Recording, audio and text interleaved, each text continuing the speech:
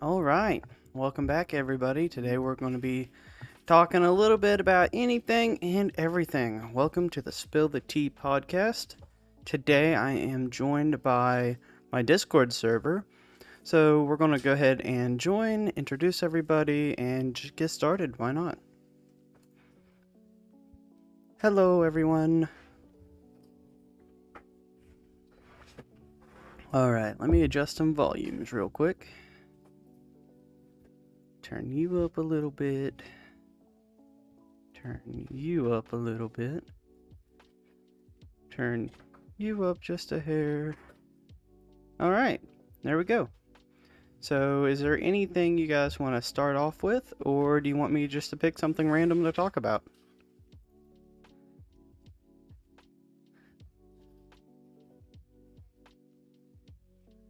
All right.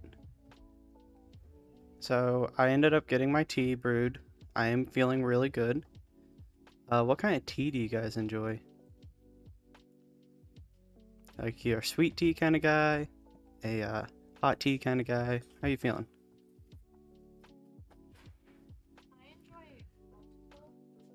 I mainly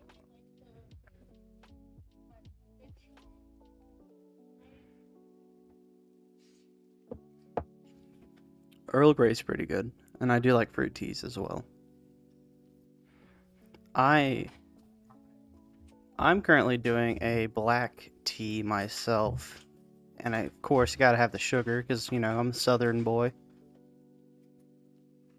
Honey tastes better. Honey tastes better than honey. And that is true. How's everybody's day been?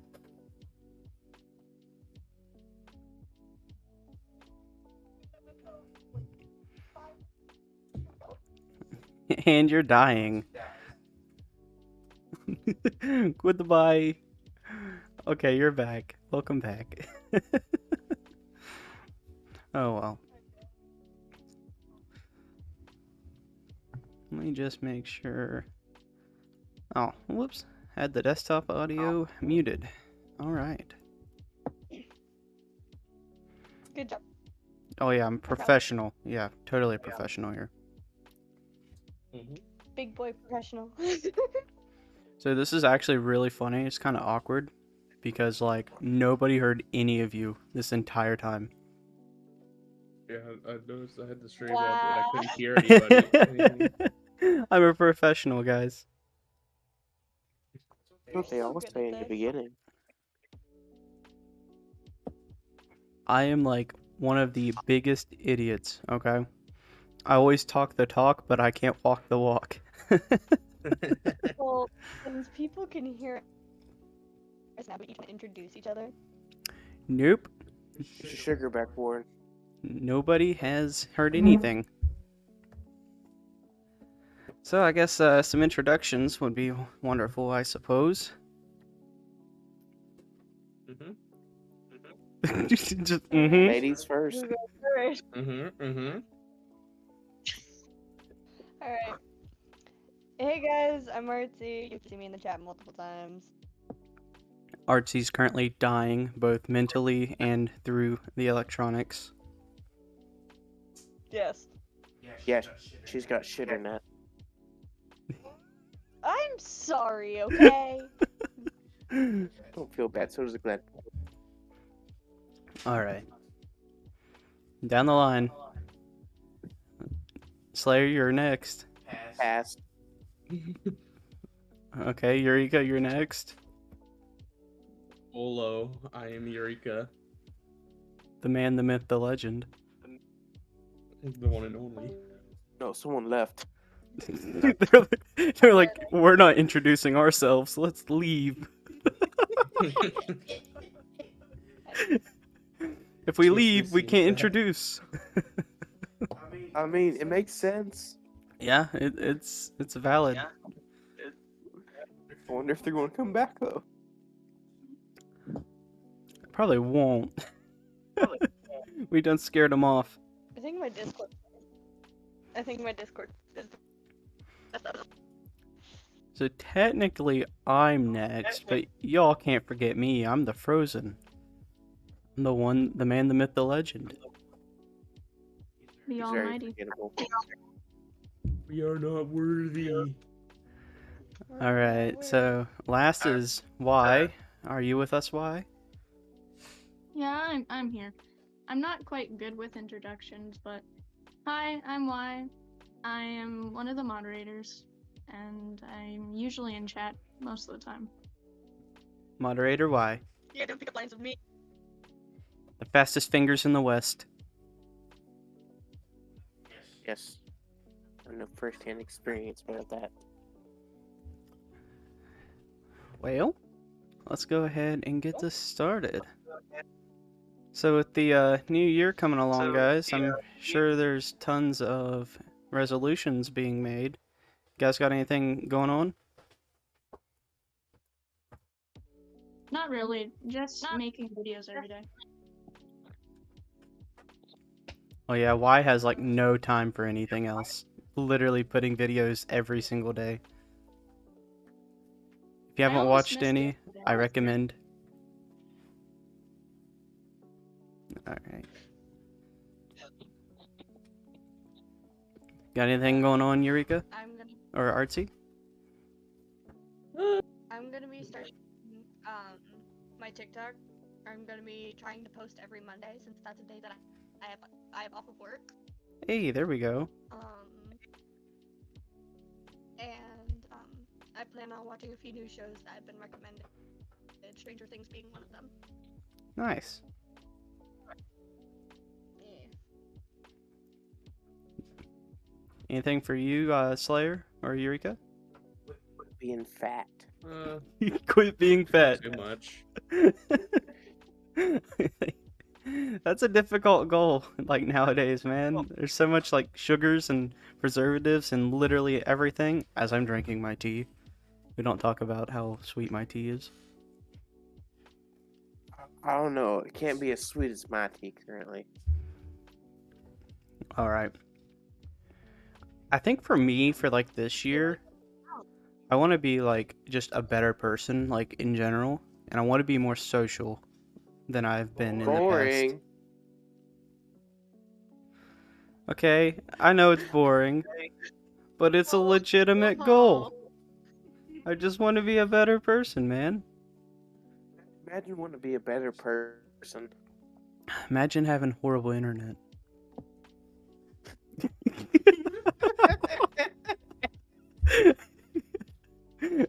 Oh damn, they joined and left.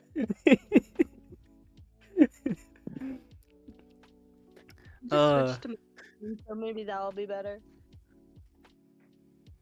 Tell you what, man. There's some crazy things going on out there in the world. I was looking at the news earlier. There's riots everywhere. And you got the whole Ukraine thing, and then there's a whole Biden scandal now, and oh my gosh, like it's getting wild out there, guys. Does anyone keep up to date with current events? Oh, I keep an eye on them usually. Try I to. tried not to. Yeah, like that. My dad gets into it a lot, but I try to stay away from it.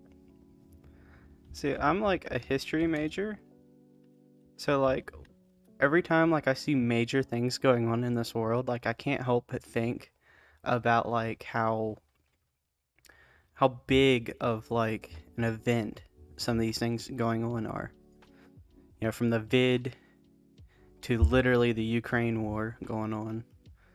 Like we've just had some crazy things going on here recently.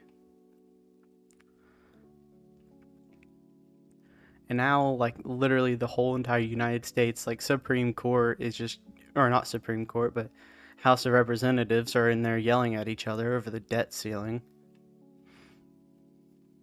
I've heard about something about that, but I never really got into it. I did hear something though. Yeah, so basically, like, what's going on with that right now? It's like every year they have to vote on how much loans the government is going to take out.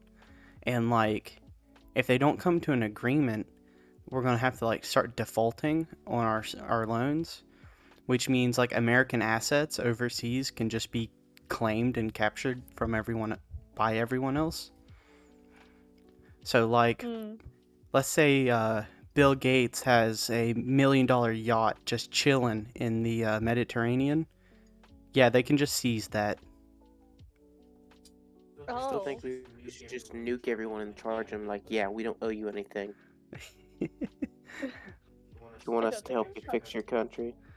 Now, to be fair, most of our debt is internal. We're all just in debt to each other, pretty much. Yeah, it's true. Others. Hello, people. Hey, it's Onyx. People, Welcome. Onyx. Others. Fallow. It's so funny Because I'm just like that. watching people like show up and then the internet just dies. The most funniest thing too, but I just got here. I Nice. forgot totally about the podcast. How dare you, Onyx? Listen, I have a great excuse for it. I found a Parasaurus in Ark. There you go. You know, that's a very poor excuse. I saw it as valid. Yeah, I was also You watching obviously have never played Ark. I have not. Listen, I love horses. They're so cute. Oh, you. Listen here, you bozos. Yeah, Leon, do it. You gonna Who's the come in bozos? to my Discord server and call us bozos? Yeah. When you are a bozo. Listen, Frozen. I know where you live. I can just come right upstairs. We both can come upstairs. Well, I know live with the them. general area of where Frozen and Onyx live. So. All right, come up Hey. here, and I have tea and sugar. Alright, fine. Yeah. Can you We'll have the Boston Tea Party. Wait, is it Don't tell me, I'll be right up. Babe, can you grab me some tea and bring it back down so I don't have to walk? Hello, my cousin. Hello, my captain. Hello, my captain. El Capitan. Captain Frozen. That's Pioneer to Okay, you. actually- Oh, sorry. Sorry about that. Captain Let me- Wrong, how dare you? How dare you? Scandal treading on thin ice already. On his own podcast, you scandal his own name. No, yeah, here's Wait, the funny thing, right? I understand I'm on thin ice, okay? But you gotta make it a little bit funny, or the ice will just straight up break. But as long as you remain funny, you'll just stay on thin ice. There's no such thing as thin ice. Penguin, you're like the whole iceberg, okay? It's dude? always called thick ice because you're the thick ice. Yes. I think I just got called fat on my own podcast. Yeah. No. You most definitely did. That was a fat joke. I I don't mean totally- that whatsoever. He I said he would kick your ass when he gets up there, because you know he did not. Oh my gosh, you know he did not mean that. Wait, am I allowed to cuss on Cousin, how dare you? Wow. I see how it is, Loxus. I don't want to hear it, cousin. You betrayed me. Betray you. I did nothing wrong. I'm just You sitting here betrayed- drinking my tea. I I want wish to hear it.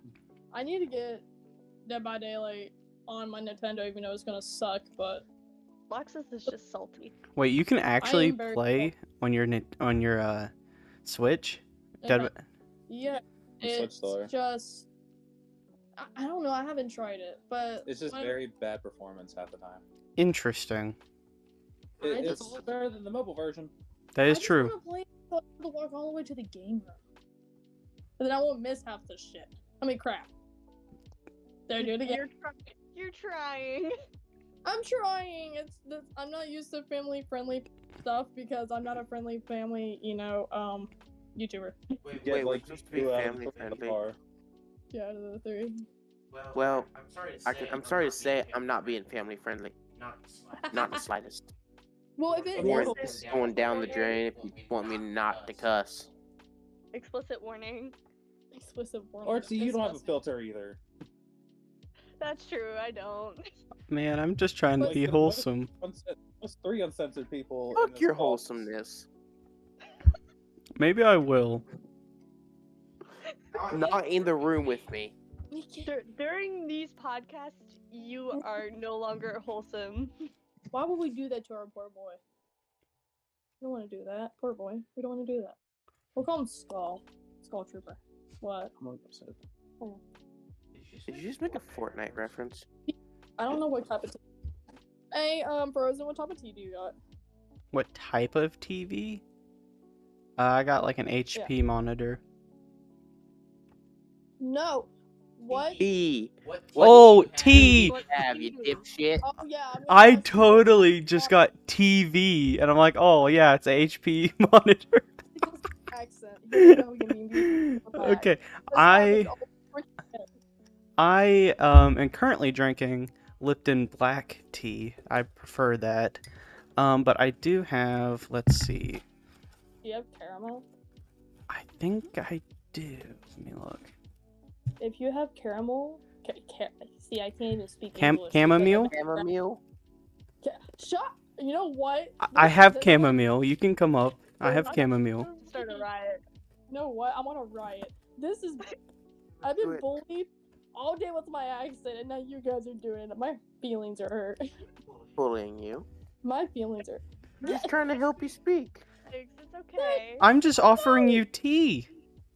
I just want to give people tea and enjoy tea with friends. But this is a. Right? This is how I feel. I feel like I'm being bullied because of my accent. Oh my god, No, you're just trying to bully you. Don't worry, Onyx. I have some chocolate tea over here. you got. Come in. Oh, getting a knock on the door. Be right back.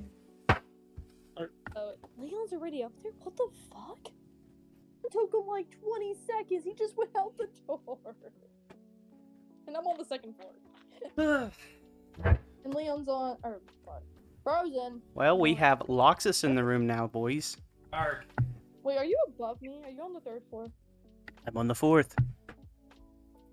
He got up there in 30 seconds because he just left my door. It doesn't take that long. I just watched Warren dump liquid into a fucking trash can. It was literally a drop. Do you know how much of a pain in the ass that is? You're welcome. I call sociopathic energy. Yes. Yes. You guys Very want- much so. All directed at Warren. Say some gossip. And I won't point fingers. Okay, you don't have to call the sheep black, okay? I get it. Alright, Artsy, why'd you steal all my wood from my crates again? What? We talked about this. Then I go in the house and steal my wood. What did I do? You went to steal my wood again, god damn you. What are you talking about? I had wood in my crates and they went bamboozle. Just like Frozen does when I'm killer. Oh, see, I maybe did that. How many times? About like plenty of times. But we don't talk about how bad I am with killer. I mean, you're not that bad. It's I- me that's I- horrible. We ought to talk about how Warren's afraid of trains. He's afraid of now? Yeah, he's afraid of trains. He was terrified the whole time he played Choo Choo Charles. I never knew He you got got himself to sleep later that night. trainophobia. I'm gonna have to watch those Oh, I got a videos. question. Can we all do Friday? Yeah, Friday the 13th or gameplay, or it's with what's his face? Leon knows what I'm talking I disappear Well- for 5 seconds, and you're spreading rumors didn't in the Discord. I didn't do it. It's not rumors if they're true. Didn't do it. Okay, first off, the only reason why I would be afraid of trains is if I'm the one tied to the track. Second, Thomas the Train was my favorite cartoon growing up. Like, I'm cool with trains, man. I don't believe it. You want to know my favorite? Sounds like someone's in denial. He refused to come to my house because I own like $20,000 worth of train sets that my grandpa left me. They're like $1,000 a piece. Well, I mean, I would be scared of trains for a couple of days playing Charles. That's why I don't want to play it. No, he refused to come before he played Charles. And yet he decides to play Charles afterward. I'm confused. Oh no, I forced him to do that. Yeah. Yeah.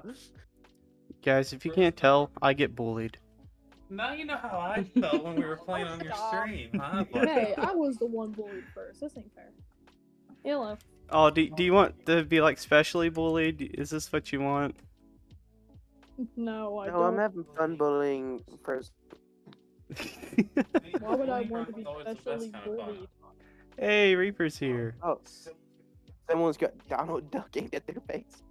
That would be good old Reaper. Finally, Reaper can take my soul now if you get it to the devil. Welcome to the chaos. It's been Someone fun. tell us I'm muted. Oh, you're fine, Burke. You haven't been live that long and we're already bullying everybody. Oh yeah, this Oh, it's got like okay. very like passive aggressive very quickly, guys. So what do we do about it? We do nothing. Continue bullying Frozen. He bullied me first. Exactly. That's why he deserves it. I for real, said a word wrong because of my, my accent, and I can't help it because, Accent? I wasn't making fun of it. I just didn't understand what you were saying. I'm sorry. Everyone else understood her just fine. We blame it on Discord. It didn't come through properly. But it did for everyone else. I think it's just you. No. Everybody repeated the word I said just to correct me, and that's just Okay, just... guys. I didn't repeat it to correct you. I didn't repeat it till Warren said, what did he think you said? I'm kind of retarded, I think he okay? said, Hey, whoa, we I thought use he that thought word it around said TV. Yeah, that's what he thought you said. I mean, once again, I'm gonna blame it on my mom Kat, and she's gonna probably see this video, and she has a Tennessee accent, so it kind of, If you want to meet I'm someone brewing with a tea. fucking Be right accent, back. Talk to Garrett Scott. But what's wrong with a Parasaurus? Nothing wrong with a Parasaurus. I didn't say there was anything wrong with it. I just said that wasn't an excuse. Oh, no, I'm not talking about you. I had like an argument for like an hour about how bad a Parasaurus is. And I'm like, there's nothing bad about them. Like, collect. Bullshit. They're great berry pickers. Yes, they're great and they're lovely to ride on. The saddles are really easy to make. Right there's your best mount right there for right now. And they're so cute. Too. Hi, Persephone. I prefer Titanosauruses. Yes, and I can't find one. I went everywhere and can't find one.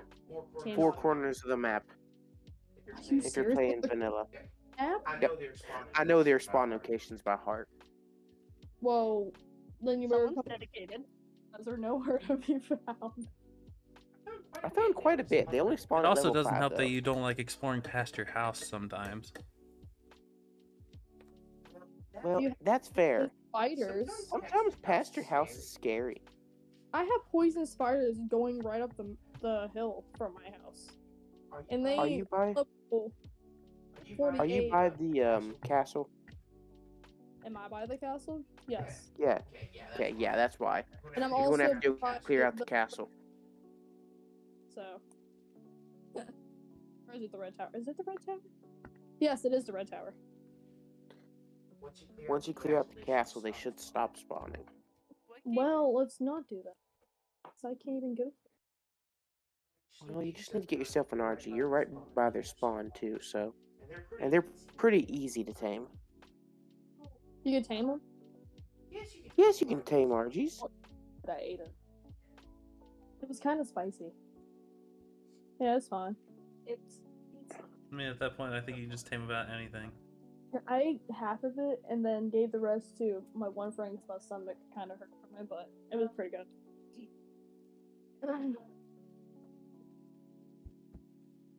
Yeah, Yeah. RGs, you just need to knock them out and feed them meat. This is how Feed them it is prime now. meat. That's even better. Spiders eat. What? Ark makes no sense to me. No, Hey, RGs. Greg. I never played the game, so I would never know. Yeah, no, fuck them spider bastards. Well, I figured out why Persephone was flipping out. Is because there was a little tiny raptor. A baby raptor. Oh no. It wasn't. Well, no. The baby Okay, raptor. you don't find baby raptors out in the wild. Those are compies. No, well, I mean, there's about. I can find one soon as I go up the store from here, and they decide to be like, "Hey, what's up?" Yeah, they're nice until there's Nope. like 4 of them, Yeah. and then they fucking just like fuck you for no in particular reason. Oh, they're talking about Ark, by the way. Yeah, we're talking. Sorry. Yeah. Sorry. Yeah, we're nerds. Imagine We're like not- never playing I didn't Ark. know what game we were talking about. Imagine Me? being an I've never uncultured played Ark. swine. Imagine like Ark is a good falling in game. love with this game and It's never very playing it again. calming. Bullshit. Ark is not calming. Ow. I got a Triceratops, I got a Dodo bird, I got an, I don't know what this little tiny raptor's called. Apparently, got I a- do too, Gray. Apparently, everybody here needs to start playing it again. I feel like I'm going to get bullied into submission to play.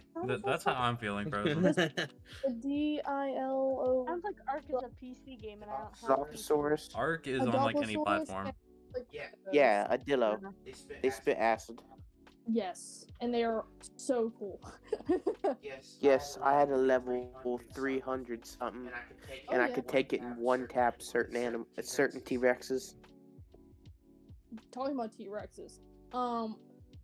If you don't have a very strong team, there's one near your base. How in the world do you We tame should it? just rename this like Ark. Build a trap.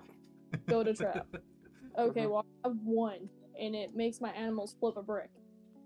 Okay, so what you do, get all your animals to away from your base, and build a trap relatively close, but far enough to where the animals won't aggro to it. Oh Whoa. God, Gray, that's so big of a download. Then once you get it, once you get the trap built, I recommend using a behemoth door, because if you use behemoth door, you can get gigas in it. But Okay. make sure it's made out of stone. Okay. Well, then I'm gonna get tons of stone. I just spin my stone. And honestly, I might have to move in general because of how many times this T-Rex comes by and destroys my freaking house for no reason.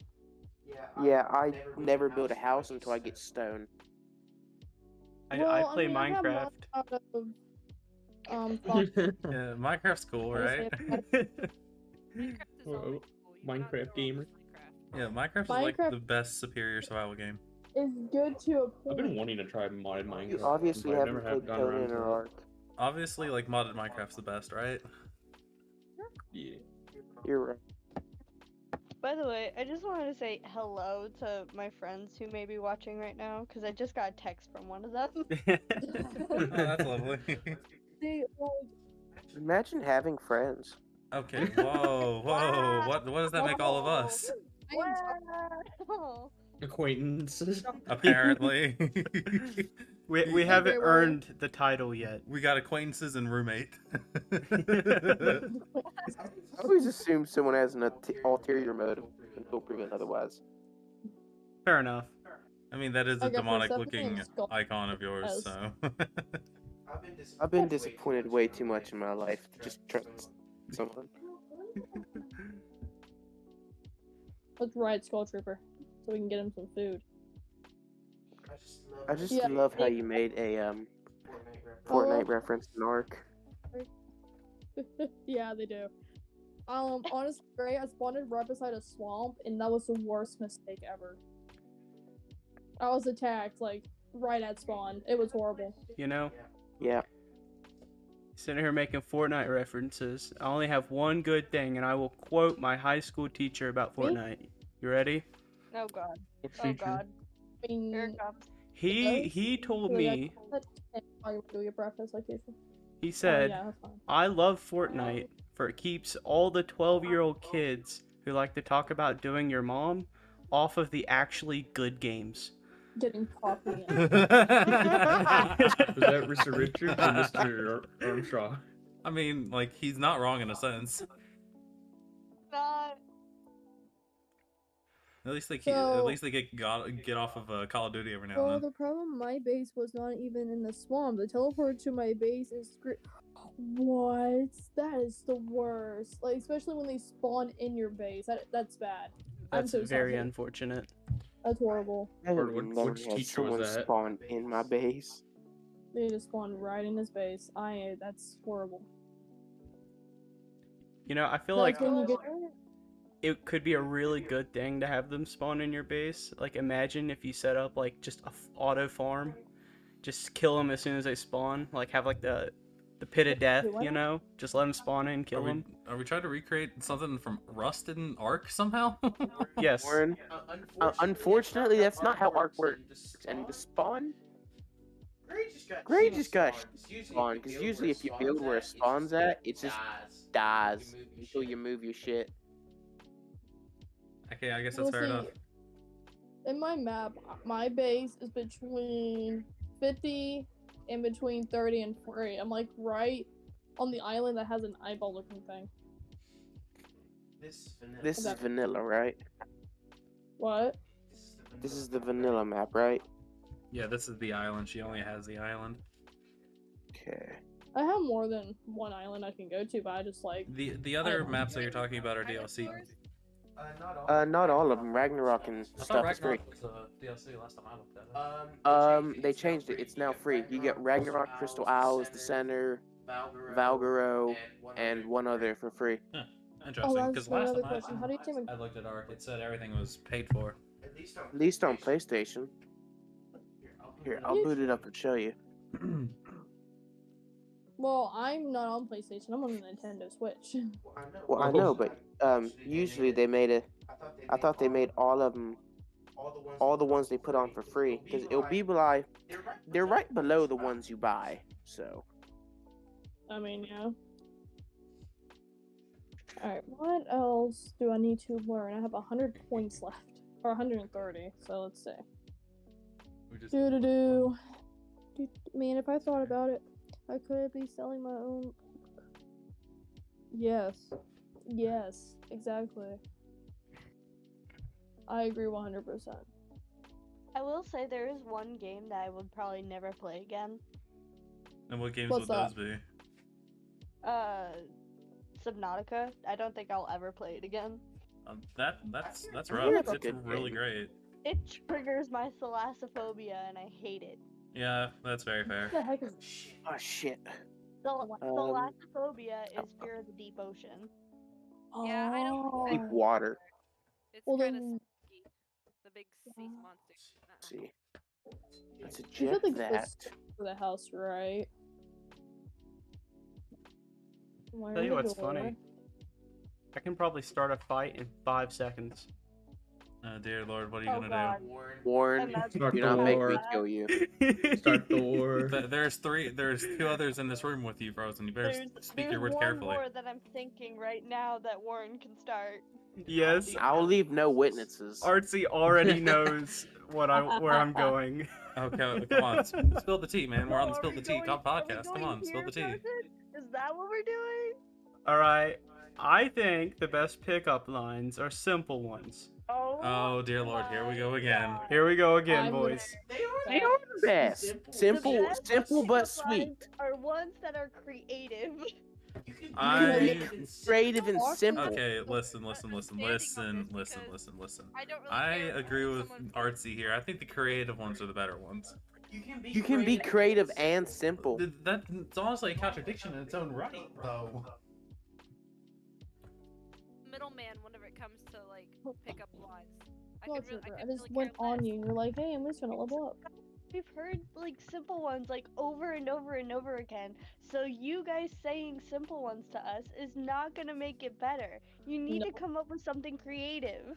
You can Yeah. be creative and simple.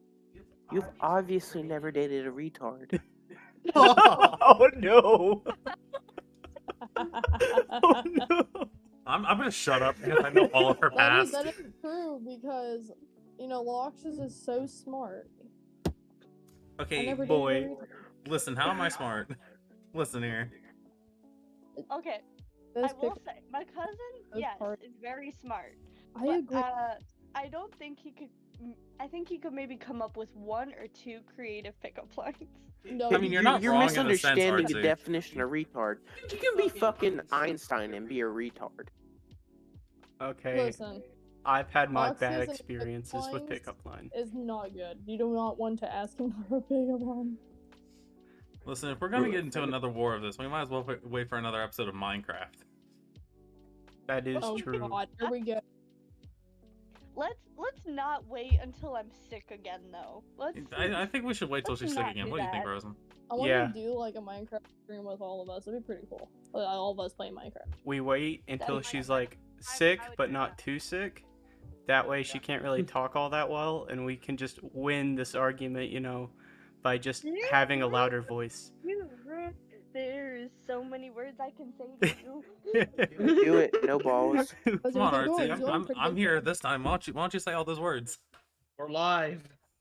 No, cause I have tea and I'm gonna drink my tea and drown my sorrow. Coffee. I'm What a probably wimp. better without tea. I have Shut the coffee. fuck up, bitch.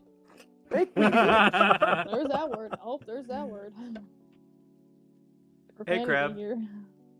Are you in the Discord, Crab?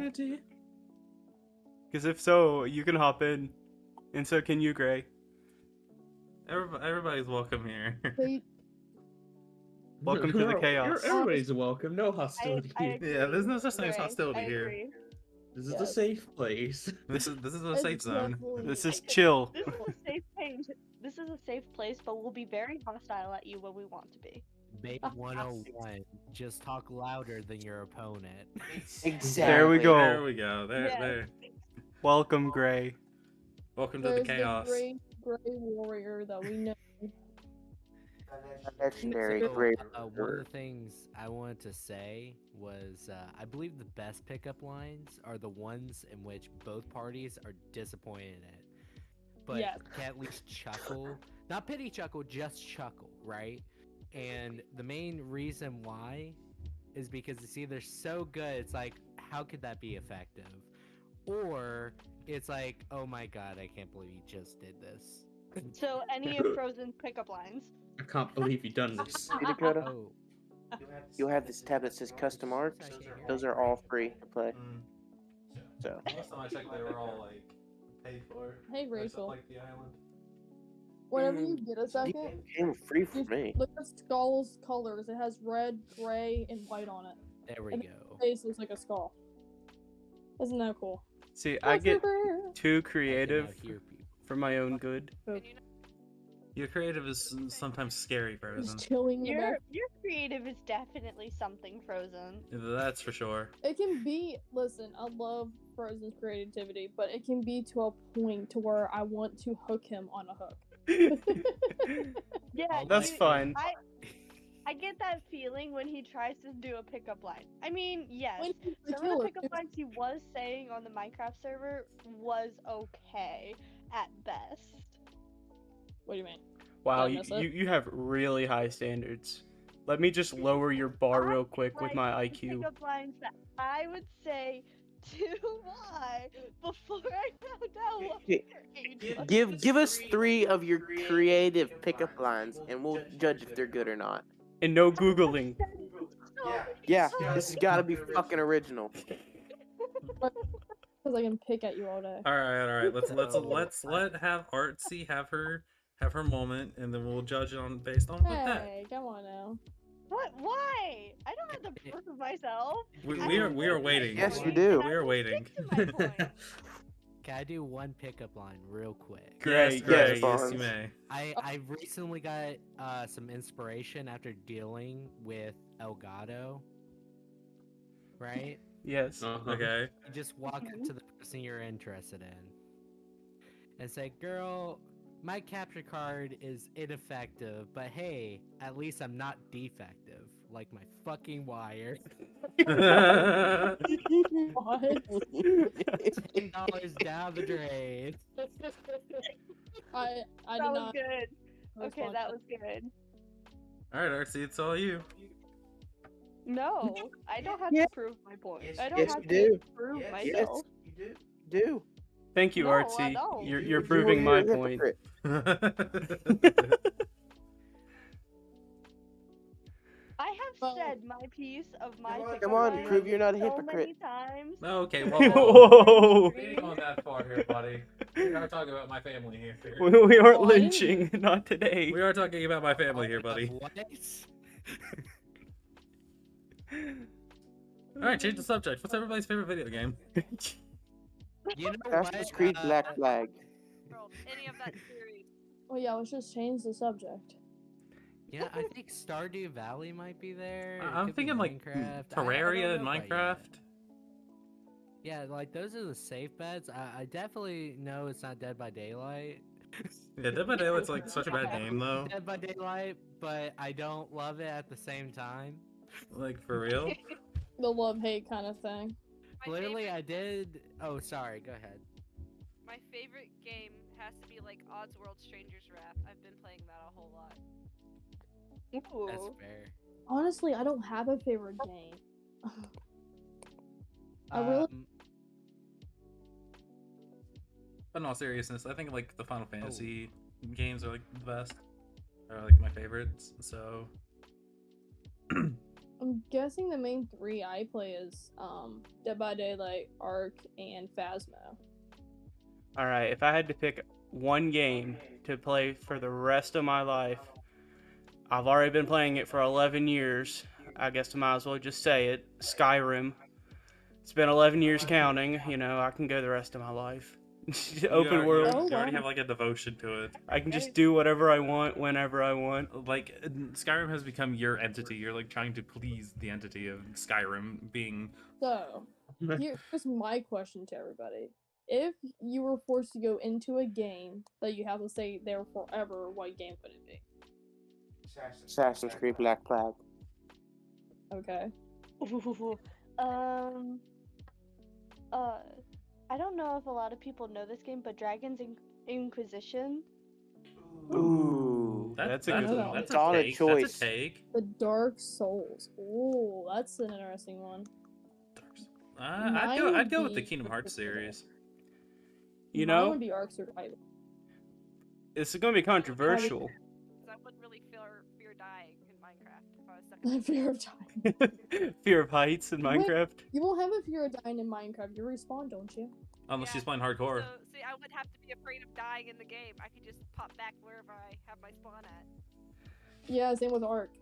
Okay, Frozen. What's your favorite? If I had What- to be what game would you trapped, be stuck? if I had to be If you trapped, had to be hot take, Fallout 76.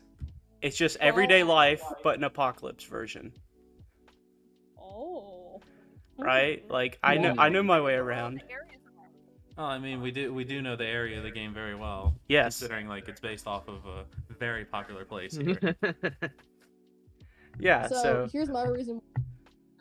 Okay, ahead. I already know how to play the game. I know that I'm gonna be starving myself to death like I am right about now. ooh, Crab one's And- good. Dark Souls. Ooh, Crab wants. Dark Souls. Crab, I feel for you. Crab, What kind of I'm so game? sorry. I'm sorry. I'm sorry. Who hurt you, Crab? Please. If it's Dark Souls Wait, you just 2, wanna hurt please Crab? no. If it's 3, that's understandable. He's picking Dark Souls. He wants to die. It's got to be the third one. Dark Souls 3 is the best one. I've got Dark Souls 3. Dark Souls 3 is the best one. Yeah. Okay. we might need to have a good chat with Crab. I just need to make sure he's here now in Discord. We just need to make sure he's mentally good, guys. You made it. Hello, Solo. Okay, Welcome. listen. I would pick Dark Souls 1, but I am picking Dark Souls 3 for this reason. Dark Souls 1 has a fascination with bone wheels that I cannot support. Yeah, that's honestly a fair argument. Yeah, it's just But when you go oh to my Dark Souls God. 3, we do have Right the Dancer of the Boreal Valley. Just saying. yeah, but like if you make a strength build, it's pretty much over, you know? But where's the fun in that? It's always the Dex build. Oh God, no. Hey, Turns into don't Dark make Souls fun of 2. me and my strength build. The Dex build is Turns the into best way Dark to Souls go, 2. though. That's another good reason. Dexterity and I mean, I kind hexes. of choose dinosaurs. Really, I could. Dexterity is like the best way to go. You know, twin cell swords and all that. Grass crest shield. The grass crush shield, yeah. Thorn ring. You go zooming with your Oh, stamina. hey, Frozen. Yes. I finally got myself a TV. Good job. Hey, neato. I'm a Moving now up and in the world. Now it's a TV. Nice. And Now, Nah, when she's you're never talking gonna come out about of her room TV, ever again. TV. All right. You now have one more TV than you had before. Right? Oh my god, I'm being bullied once again. Welcome to the daily life when Free I'm it. here. I'm sorry. That time I started it. You're not sorry. Artsy's kind of relentless am. today. So, like she has no filter today. Liam, I got majorly upset like 10 minutes ago, and Frozen and lots of others can attest to it, so I'm ready to fight, okay? You want your bottle? Artsy. If it helps you feel better, you can always just text me later about this.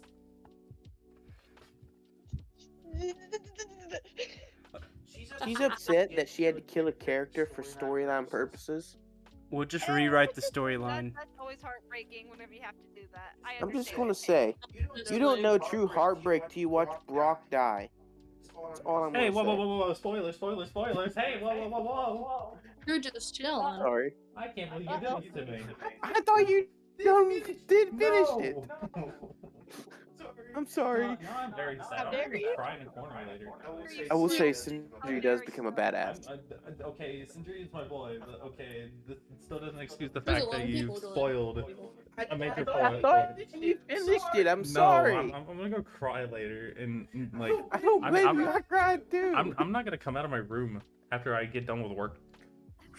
I don't blame you. Oh I my- I don't even go to cried, too. class. I can't blame you. I skipped class for 3 days. Oh, what the freaking. Why do you people skip your classes? Warren can attest I'm to gonna that. be like the mother right now. How Go many on, people skip your classes. Because I've got an A average and I can miss 3 classes. Fuck You're off. not missing classes. Whoa! It is not allowed. There's no excuse. And stop me. Okay. Alright. Okay, I think we need. Okay. I think we need to change subject again. All right. So our Oh boy. our wake up procedure here in the dorm is quite funny. I'll wake up and do all my morning stuff, you know. And I look over, he's still sleeping. We have a class at the exact same time, and I'm like, you know what? I ain't bothering with that, and I just go to class. Alright, Say I'm a heavy sleeper. and on that note, I'm going to go to work now. Thanks for letting Hi, me come Ren. in here. I got so Frozen. zoned out. No problem. Thanks for stopping by. Have a good You're one. fine. Stay How safe. you been doing, See you Ren? later, Roxas. Bye, cousin. If I have to, I will come back later. There goes Roxas. Do you want the Never be seen chamomile again. tea? I brewed He it. better be seen again. Here you I go. want the what? I go give her her tea. Here comes your chamomile. Okay, woohoo! Get some chamomile. Won't that make you tired? Yes and no. I put sugar I in it. never- It's fine. A lot of sugar in it. Yeah, there's some in I there. saw a lot. Technically not linked to staying awake. Oh, Solo, I don't even know if you heard me. Oh, wait, yeah, you did probably, actually. Never mind. Oh I yeah. think I answered my. Solo, if you want to join, by all means, buddy, hop in. I wish I could. Earlier. How cool that would be. All right, let me real quick put the Discord link into chat, and if anyone wants to stop by, you're more than welcome to. Let's go. Yeah, Solo, you can join. Yeah, anybody can join. Honestly, I feel like that's my job to put the link in chat because I am a mod. Okay, So am I. half the people in here are mod. It's actually, wait a minute. I think everybody but Crab is. And me. And Eureka. You need to promote them to moderators, Warren. All right. Don't give them like. I would honestly, if you get people in here that you actually know, just to give them like a day or two or whatever. Oh, I know everybody here. We're all good. People. I only have you and Loxus as mine. Oh wait, yeah. This is the crew. For us all to talk about if we want to move on to another one. Oh boy. Superpower would you guys choose? Like, if you could choose a superpower, what would it be? Ooh. If I can choose a superpower, what could it be? Visibility. I would choose to not feel any emotion and Mind control. Mine Finally. would be, I would be a living cartoon like Because the Mask. Time because manipulation. The Mask is awesome. Think about it. If you have mind control, everybody he around even you gave me doing a their cup. job properly You gotta 24/7. wash. That is true. Good job. I'd be a living cartoon. That would be my I'd choose time manipulation because then I could just pause time and then sleep for like a whole day and not lose any time at IRL. Right there.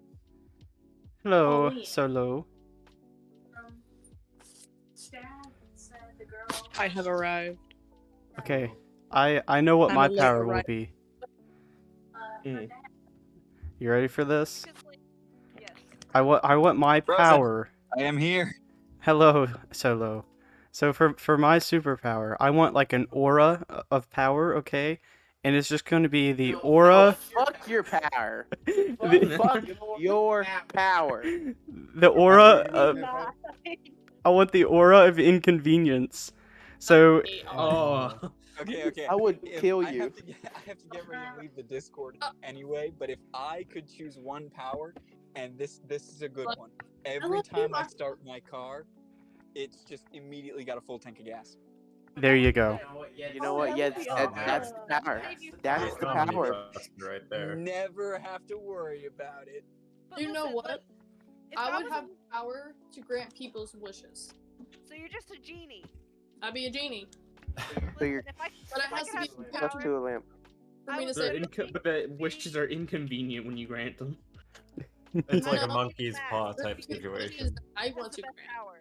Well, I would want the power to go into fictional worlds. That is Ooh, a good power. that's amazing. And like That- they that can is- take that and sounds pull very it- fun. You can pull stuff from those fictional worlds, like a weapon of some sort. So you could use a certain weapon from different fandoms. So or y- different fantasy I mean, worlds. you guys are thinking like combat and battle and everything. Nah, I'm thinking because I'm a simp. Okay. Alright. Yeah. I'ma just be real here. I'm a simp. I'll be traveling those fictional worlds for different reasons. oh, Hey goodness yo. gracious. Oh no. Hey, You know, Everything that's a she valid sees. reason, She though. becomes the in real life bard. They have Oh god. Yes. Run BBGs. All right. So hear me Why out. do you have wood in your territory? So an Why? aura of inconvenience, right? Yes. Everyone around you, just randomly, just something mildly inconvenient happens. Like you're walking down the street and the person right beside you, like, just accidentally stubs their toe.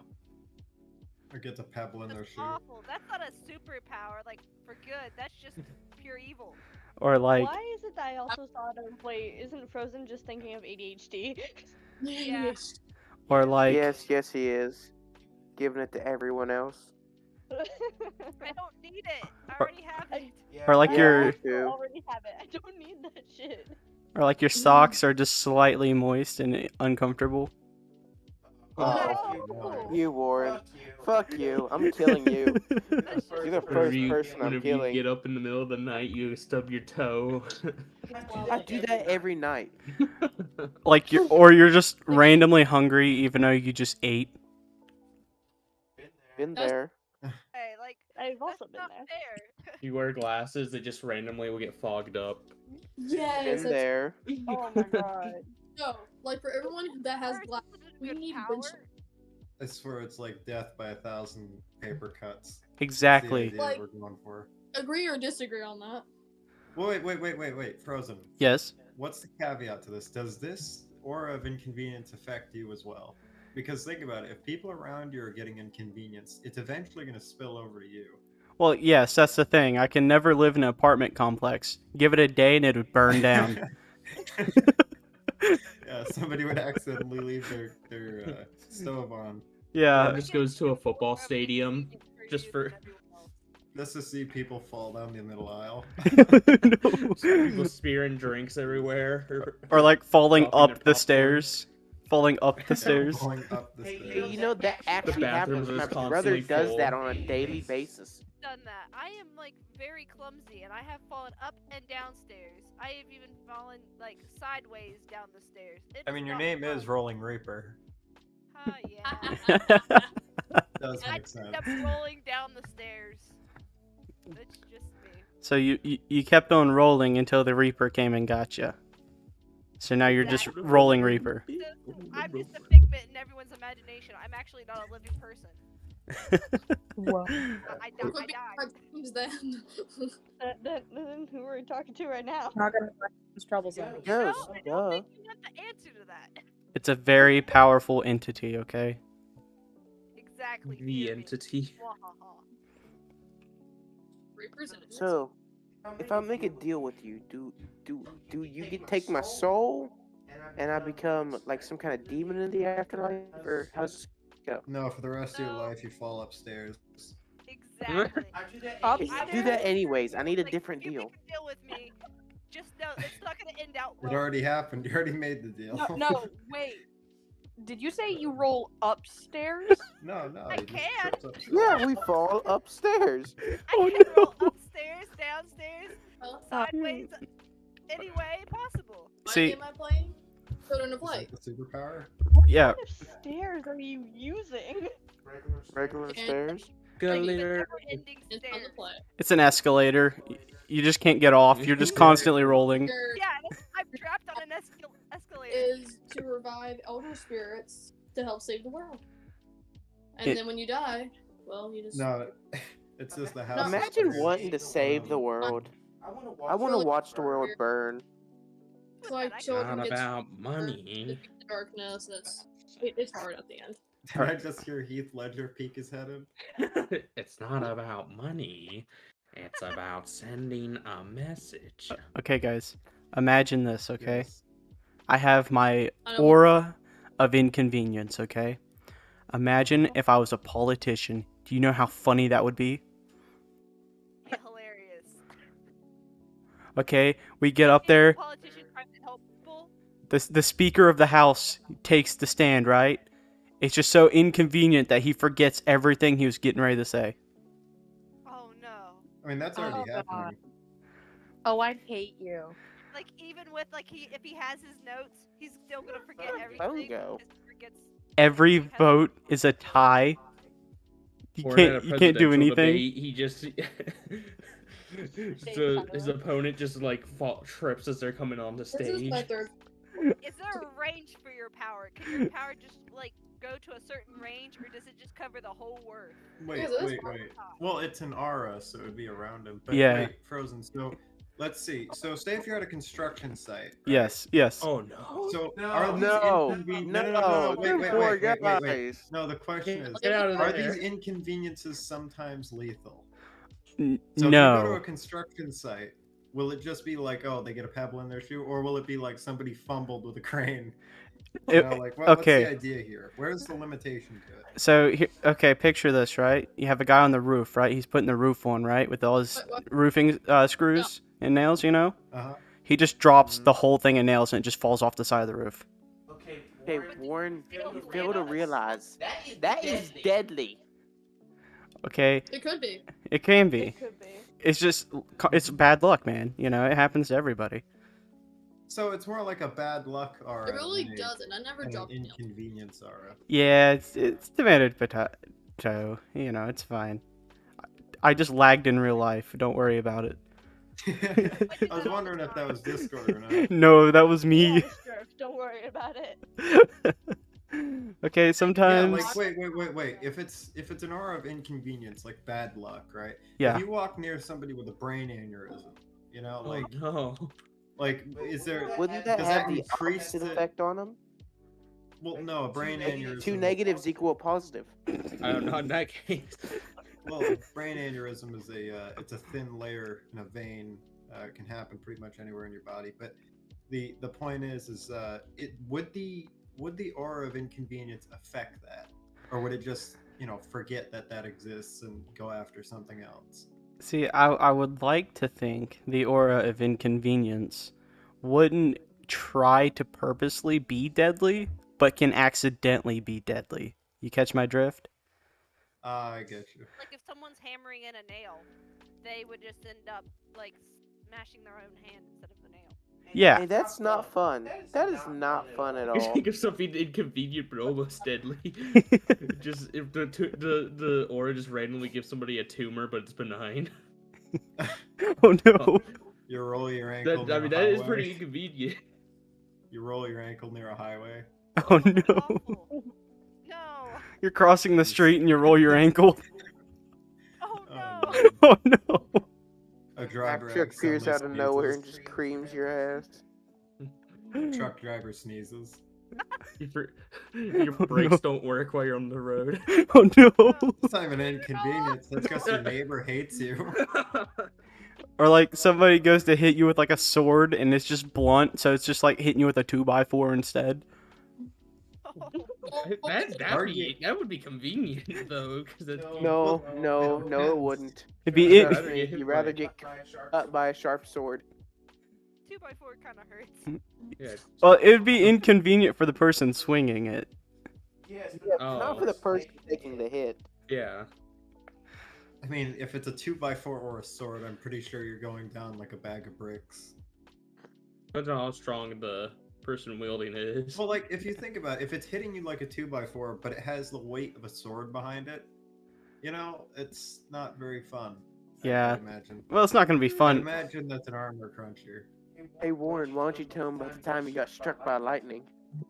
What? What? No way. There's a whole story to this. Are you wearing like leather or something? I can't remember. What are you referring to? Yeah, short-term memory loss. I'll give you this obsidian arrow. Oh, that was just very unfortunate. We're playing D&D, okay? And in D&D, I don't know what it is. I am absolutely cursed when it comes to lightning, okay? Almost every single character I make, okay? Somehow, some way, I'm the guy who turns into a lightning rod and gets fried every time. I'll keep that in mind. Like, go ahead and tell him the rest of the story, how it happened. So I have a couple of D&D experiences with lightning, okay? So there's a spell, okay? It's like Shatter. It deals like lightning damage or something like that. And one time I was playing a barbarian, right? I had PTSD over that stupid spell. Every single combat, I was the guy who got caught in the AoE and just creamed every single combat. It was not fun. And the sorcerer thought it was hilarious to sit there and just cast Shatter, knowing that the tank of the group is in the midst of all the enemies and just taking me out with them. That's not fun. Then the... Must have been a shocking turn of events. It was a shocking turn of events. So now I was playing D&D with Slayer here, and he gave one of the party members a quiver. And these special arrows in there, okay, they do something random every time. I was playing a Warforged, okay, and I was in the fray, doing my thing, fighting, as a fighter, actually, and the person shoots the arrow. The random effect was lightning. Guess who gets drilled because I am nothing but a lightning rod? Me. So you didn't get it directly, it bounced off his armor onto you. Yeah. And the guy got a nat 20 on his saving throw. So literally, I was the only one who took damage, and the other Warforged. There was 2 Warforges, and we both just got zapped, and the bad guy was scot free. Are you sure, like the host of the D&D game didn't have like the aura of inconvenience? They had it out for you. No, I did not have an aura of inconvenience. It was just piss poor luck. Seems like it. This is the one with Okay, a so spear up there. I have a I can't thing. get up. Okay, I have a thing. Okay, so a lot of people, they're like bad luck, good luck, karma, and they talk about karma and all that. Honestly, for like me, I feel like I have so much good karma built up over the years, but I also have so much horrible bad karma built up over the years that every day is a mystery because something bad or good always happens. I can't just have a normal day. Something always happens. I mean, I feel like that's kind of just how days are. You can't experience something truly great unless you experience something terrible, you know? Well, I mean, you can experience something that's great, but you'll never understand or appreciate it if you've never went through something terrible. Child. So if you just had normal days consistently with nothing great happening or nothing terrible, there would be really no point. Well, Good point. It'd be real dull. That's a really good point. But you see, like, it's just always just really like, okay, I have the aura of inconvenience on myself. IRL. Like, come on. Okay? Like, I would literally wake up, be having a wonderful day, have my morning tea, take my shower, have a good day, and I'd be sitting here, doing my homework or reading the news or whatever I'm doing, and then just all of a sudden I get like food poisoning from what I ate for breakfast. And then it's just a miserable day, and I just wanted to have a decent day, but no. Like, I'm not allowed to enjoy myself. Actually, that one was kind of funny, Warren. I was so mad. We don't talk about this. We talk about it. You win the lottery, next day you find out it was a We misprint. don't talk about Bruno. Living here at the Huh? dorm, it's all fun and games, but I swear I get food poisoned once a week. Yeah. Are you sure you're not just allergic to something? Can we sing We Don't Talk About Bruno without getting banned? Don't know the song. I had to do that for a choir thing. Like, legit, we were all singing it on his last live, and it was so funny. Like, legit, it was all... I forget who the other one was that was singing it with me. I think it was the dude that was helping me with math, but I can't remember his name. Oh, okay, here's the next topic point for everybody. You ready? You guys have anything interesting going on? Like anything coming up in the future that's worth sharing? A death? I mean, something interesting, I guess, is going to happen tomorrow. Nice. So, I got my license in July. Yes. Okay. And I've been driving my grandmother's car since then. Yes. Finally, tomorrow, I will be getting my own car. Let's go. Dubs in the chat. Let's go. Heck yeah, I'm so proud of you. Good job. Yeah. Tomorrow, I'm getting my 2007 Jeep. Heck yeah. Oh, you Nice. It's newer than my car. Yeah, I don't have a car. Let's go. Yeah, I don't think it takes much to get newer than your car. I don't have a car. Fair enough. Well, I guess yeah, poor Onyx. I legit, everyone I know everyone I know has a car except for Lox's, but I know everyone that has a car, and I'm sitting here like, I don't got a car. Do you have your license? I don't even have my license. Oh. So I have no one to take me to get. Well, Rachel offered, but Okay. I'm complicated. Doesn't Loxus have his permit? I don't know. I thought he did. Alright, I don't know. here's what we do. I mean, I'm backwards. I have a car, but I don't have a license. Okay, I here. just got mine for an emergency. I don't really like to drive because it makes me very tired. But I was like, hey, in case something happens, here we go. All right, here's what we do, okay? Now you can come and see me and Loxus, right? Huh? Does that mean you can come see me and Loxus, maybe? Possibly. Maybe. All right. Possibly. Okay, here's what we do, okay? The esports arena here at campus, okay? I will I will set up one of the computers for the driving simulator, okay? We'll teach you how to drive on a computer. I know. I just read the book. It's really just common No, we already got a Yeah. driving simulator. It's called the racetrack. Yeah. Yeah, you just take a left turn. Just keep taking left turns. You'll get used to doing left turns real quick. Don't worry, we'll put you in a NASCAR. It'll be fine. Why? You know, you'll take the turns at like 200 miles an hour. It'll be fine.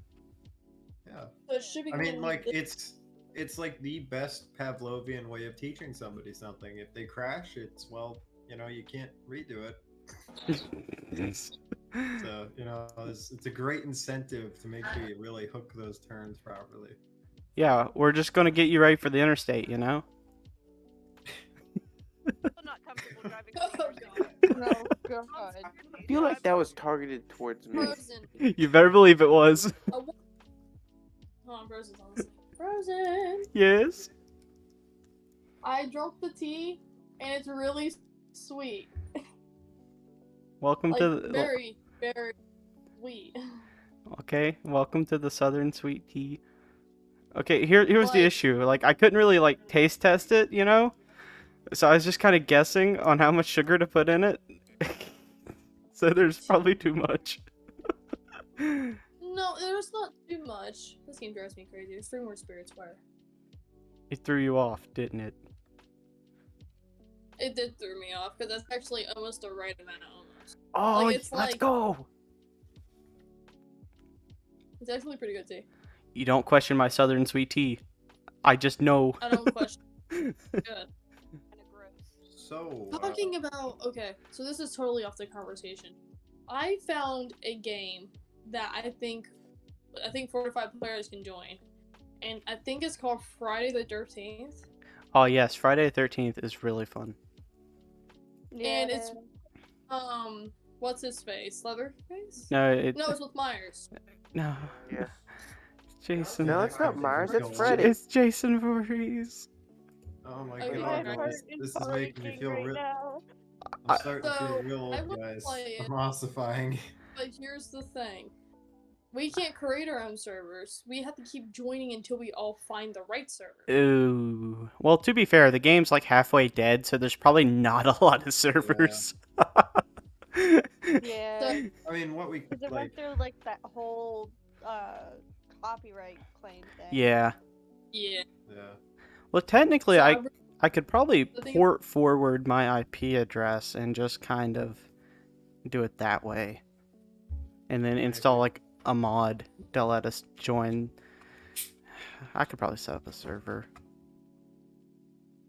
I think Yeah, I'll cheat my way, bitch. whoever's the killer, right? Just random. We don't know who it is, and I think it'd be the funniest crap ever. Either driving away in a car, driving away in a boat, or calling the cops. I like to play the game in silence with a bunch of people. I feel like that. I know. I have it in my Steam library. I just Hi, don't Allison. have it. Huh? My heart is breaking hearing this. I'm sorry, Lox, I have a brain fart every time I think of this game. Like, I want to play it, but I just forget. Yeah, Here it is. I feel you, Loxus. The second she said Leatherface, I lost all hope in Yeah. humanity. I just play. My heart broke. I thought it was because the mask I saw. I keep thinking Leatherface, but it's not Leatherface. It's Jason. I just Jason. felt like it just But started then again, feeling I don't. old. Then somebody said Freddy, and I was like, oh no, Yeah. it's just What getting if I heard worse. Freddy and Leatherface? I was like, you're kidding me. Did anybody watch movies at all? I do. As Quite long a as bit. I'm what with Ghostface? Guys, it's obviously As long as Chucky. you didn't say Ghostface, I was gonna not Imagine Chucky coming out of the lake. I'm That'd gonna be fit amazing. somebody really quick. So I don't like Ghostface. It's gonna because keep making it worse. There's a for you particular guys. person in here that plays him. That's here. And Not I to just name names, I'm Frozen. not saying names. but they know who they are. They Yeah, know who they are. G's Gray. Come on, Gray Wonder. Stop playing That plays Ghostface. Ghostface that loves to scare people for no apparent reason, and thinks it's fun. Fun to scare people. Fuck off. It's I'm real not fun talking to about scare you. You're a people, clown. okay? Just kind of Okay. Oh, That's what Maybe you not think. even more. I'm more of a hillbilly guy on DBD nowadays. Actually, no, I take that back. I'm more of a night guy. I mean night. Artist is my favorite. I enjoy Pyramid Artist Head. is your favorite. I don't have a favorite hill. I'm not touching this conversation with a 9-foot pole. Why not? I swear. I don't know what I like. I like clowning around. I was getting ready to say. I swear, if you say freaking Bubba, we're going to throw hands. Fuck Bubba. Fuck Bubba. I hate Bubba. Sorry. If you play Bubba, you're a bitch. Look, Bubbas are so mean. I'm starting to play Pig a lot more. I love playing Do you Pig. play Pig? Pig is fun. I love playing Pig. I just think booped on the nose as Pig. It's awesome. I love it. Speaking of pigs, what is everybody's favorite animal? What's everyone's favorite? What? Animal. Like, what's your? Oh, that's really hard. My favorite. I got 3. Is it okay if I name 3? Oh yeah, fine, go ahead. Okay, so wow, I like wolves, horses, and what's the third one? Wolf, horses. I don't know. And I You're like. not an equestrian, are you? I'm not in a what? In a Question. question? A girl that rides horses inside of a video game? No, it's just like a horse girl in general. Oh no, I only rode a horse once in my life, but I love them Oh, to thank death. God. I used to have a horse. I love. No offense to equestrians, but like that's a whole other thing. Loxus says Wolf is the best. That's Wolf is the best. And Lox Pretty is intelligent. saying You know Myers that- is the best is because he's a simp. You know, there's actually been recent studies that have proven that crows have been working with wolves. Actually. Yes. Yes, been they forming work with bonds. wolves to specifically murk coyotes. Yeah. They also they scout out for certain prey items, but it's been shown that they actually do form individual bonds with each one, which is really crazy to think about. Some real Disney stuff going out there. Yes, so if you ever see a crow flying around, odds are there's a wolf nearby. Not particularly, but fair enough. Wolves are pretty, but they're friendly. Oh god, oh god, oh god, you don't see me. No, you don't see me. Okay, so. Okay, here's my animal. You ready? Oh god, here we go. Just hear me out, I okay? bet you it's a penguin. Actually, it's not a penguin, even though I play the penguin onesie. I do like penguins. They're in my top 3. Penguins are in my top 3. But number 1 though is the good old elephant because I can relate. Like, because you got the big ears. And you're fat. Oh, Bro. Shots fired. Wow. Damn. He's no He's shot. not. He's fluffy. There's a difference. No, that's a mammoth. He did not say mammoth. He said elephant. Damn. Oh. Poor Frozen. Oh my god. Murdered too soon. Oh.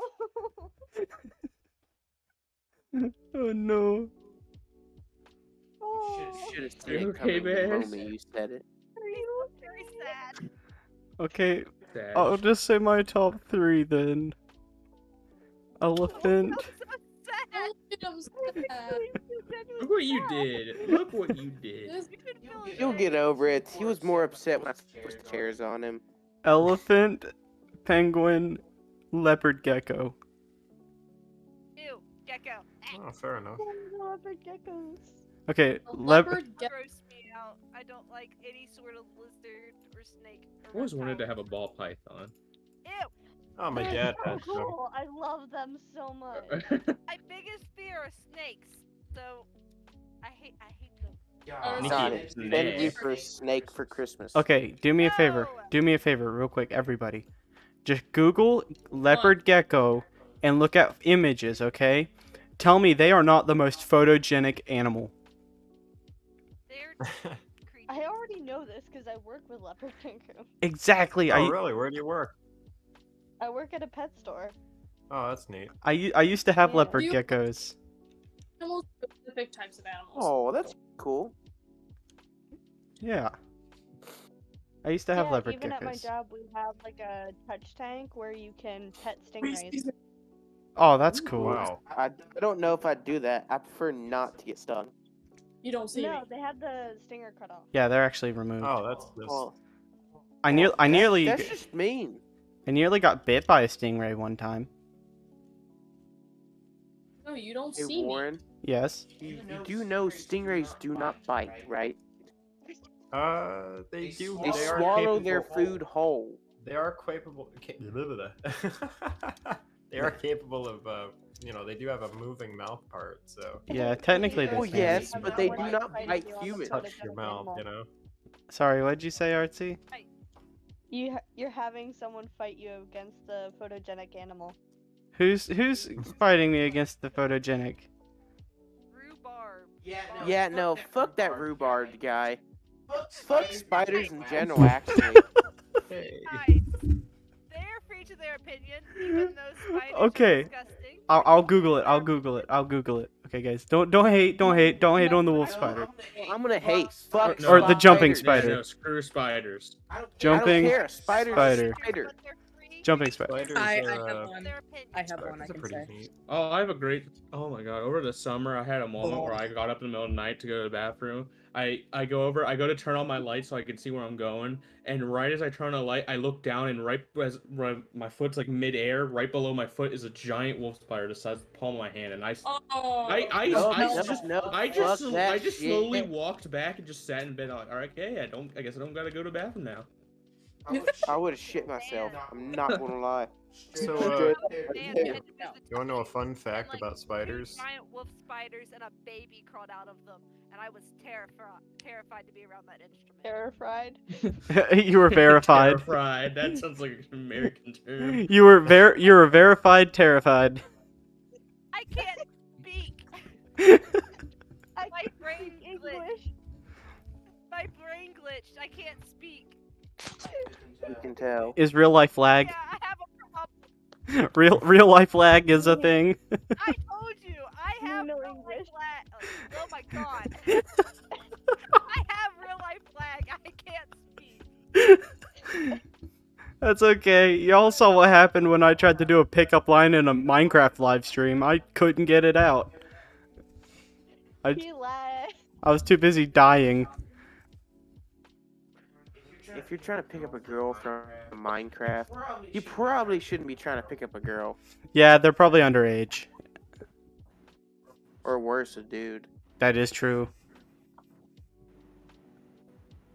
Jumping spiders. I don't know if that's necessarily worse. I feel. Yeah, I wouldn't think that's worse.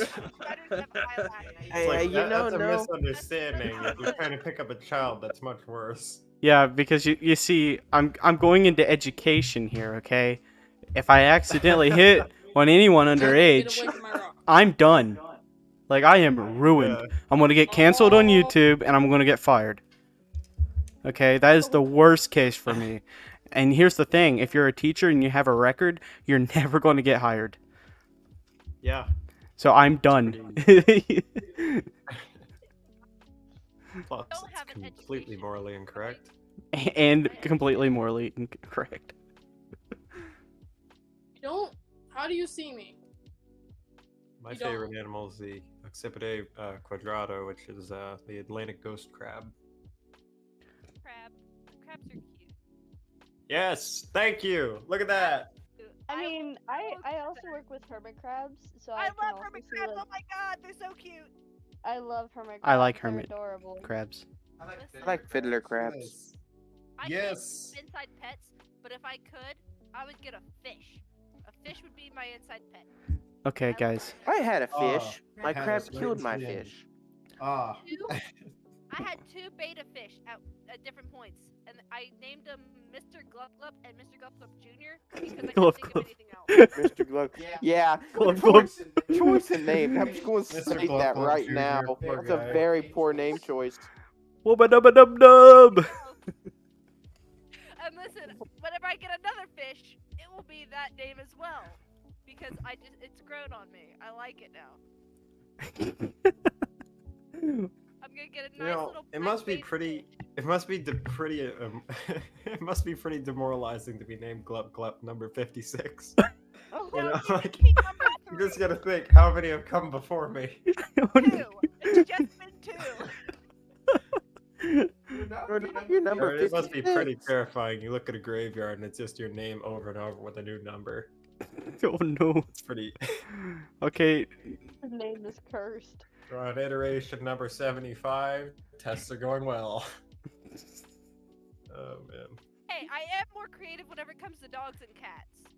I will admit that. Well, my dog's name is Kraken, so. My cat's name is Wicket. So. Ooh. My Yeah, cat's name is Andy. Yeah, he got his name Aww. from like the little bears from Star Wars, the Ewoks. That's where we got it from. Oh yeah, the Ewoks. And then my grandma's cat, I named it, and its name is Nomad because he's traveled the length to deserve the name. Okay. I am the Lorax, and I speak for the trees. Ewoks, and I immediately got PTSD reason from they're speaking Ewok hunting Vietnamese. Oh no. Yeah, see, I got totally uncreative with naming my cat. I named my cat after my favorite singer. So you guys want to hear something I funny? named my bearded dragon after a Star Wars character, so fair enough. I named my cat after. What's your bearded dragon's name? Kaiman. It's Grievous before he was Grievous. Respect. Oh, respect. Okay. Power. So I have a cat at my house, okay? Its name is Thomas, okay? Every year for Halloween, we have him sit inside a Walmart bag.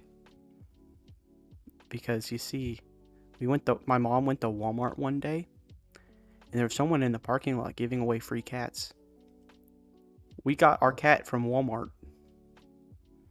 So we have just a Walmart cat. A Walmart cat. Little cat that could. So yeah, you know, we threaten to take him back to Walmart every now and then.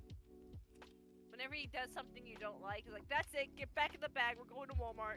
Yep, taking you back. Customer I knew service. I couldn't use the discount. Wow. The Great offense to Value that. Cat. Value cat. The Great Value Cat. I take offense to that. That Walmart discount is really helpful. The Great Value Cat. Oh no, my mind is not where it should be right now. Oh my god. Oh god. Don't even. We're gonna skip past this one. Also, I have a dog. You wanna know what's really You have a funny? dog? So I can't remember the actual breed. It's like a poodle mixed with something else, like a Yorkie poodle or something. Is it Labrador? Labradoodle? It's an ankle biter. I hate it. Anyways, Oh. I hate it. Rat. I hate it. You got a rat dog. Anyways, so we have like a really bad history trying to keep dogs because like we all work, so we can't like give it enough attention. So like but here's That's why you get 2 dogs. But here's the funny thing, right? So my grandparents like to tell my mom like how much they disapprove of us getting another dog because we don't have enough time for the dogs, you know? So we actually named our dog Bruno because we don't talk about Bruno. Wow. Wow. Great name. I like that. Yeah, we just don't talk about it. I have no comment. Did you know Frozen's a closet racist? Whoa! What? Yeah, What? let's just. Okay. Whoa! Alright, we took a right turn there. We took Whoa! took a hearty turn on that. Whoa! Oh. Whoa! Have you seen the shit you sent me on Snapchat?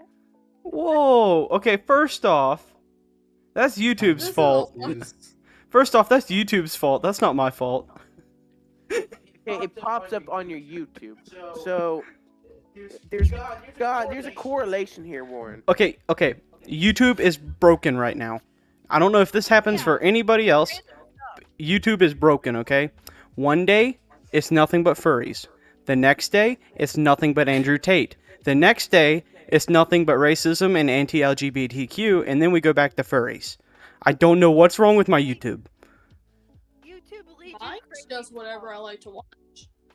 See, everyone Mine- else's is normal. That's about it. And normal. See, mine also gives me weird videos every now and then. They're like sprinkled in between my normal stuff. Right? Well, I mean, whenever you look up my name on YouTube, there's a Nimrod workman that does the crab walk. I've re-emerged. Welcome. Welcome back, Grey One. Sus, Frozen. Apparently I am. I don't know, like, apparently YouTube Shorts is a very dangerous place. Never, like, live stream or have anything going on when you're on YouTube Shorts. Because you go from furry to Andrew Tate to anti-LGBTQ all in one go. It's like, what is going on? YouTube... Yeah. Warren's a racist. See what I mean? No, Gray? I'm It's kinda not. odd, right? Just an odd topic to bring up. No, he's not. I'm just I'm complaining. talking about what game would you want to be into. Hey, by the way, YouTube is spewing racism to me. The worst I get is like, so I heard you had depression. It's like, damn you, algorithm. I don't want to talk about it. See, okay, so... I mean, the funny... Sorry. No, I understand. First is all game grumps, and then oh my god. So I think what's going on... Bro understands. I think what's going on, okay, is I think YouTube is trying to figure out my different personalities and predict which one I have at the exact same moment. One of them happens to be racist. Your personalities. One just happens to be. Oh no. So, I'll go through the list of my shorts, okay? I refuse to believe this, which is like the Virgin Walk PewDiePie meme. Mario evades the IRS. Let's talk about Black Shaggy. Stardew Valley's economy. The best line in writing. Go Morgana Go. Stardew Bachelorettes. Atlas makes a good point. And branching paths in video games. That's literally all the shorts. Oh. I don't know how you get the political stuff. I like Shaggy in it because Literally, like, I feel like you get the political stuff because it first started sending you it, and then you just started watching it to see what the person was saying, and they probably were like, "Ah, yes, send more." Okay. Send more. Yep. This guy goes through Bowser's army and talks about the different ranks where they are, and then he discovers that Mario is a war criminal. Okay. I mean, Oh, personally, yeah, there was one of those because he's like throwing a grenade or stuff like that. Yeah. personally, I try to stay away from shorts. Oh my gosh, Mario's a war criminal. See, here's my problem. My shorts are just people. I try to stay away from shorts because, like, it goes from, hey, I'm gonna look at this short to 10 minutes later, oh, just one more. Okay. So, One more. I think now that I'm thinking about it and I'm reflecting, okay, I think I've pinpointed the issue here, guys.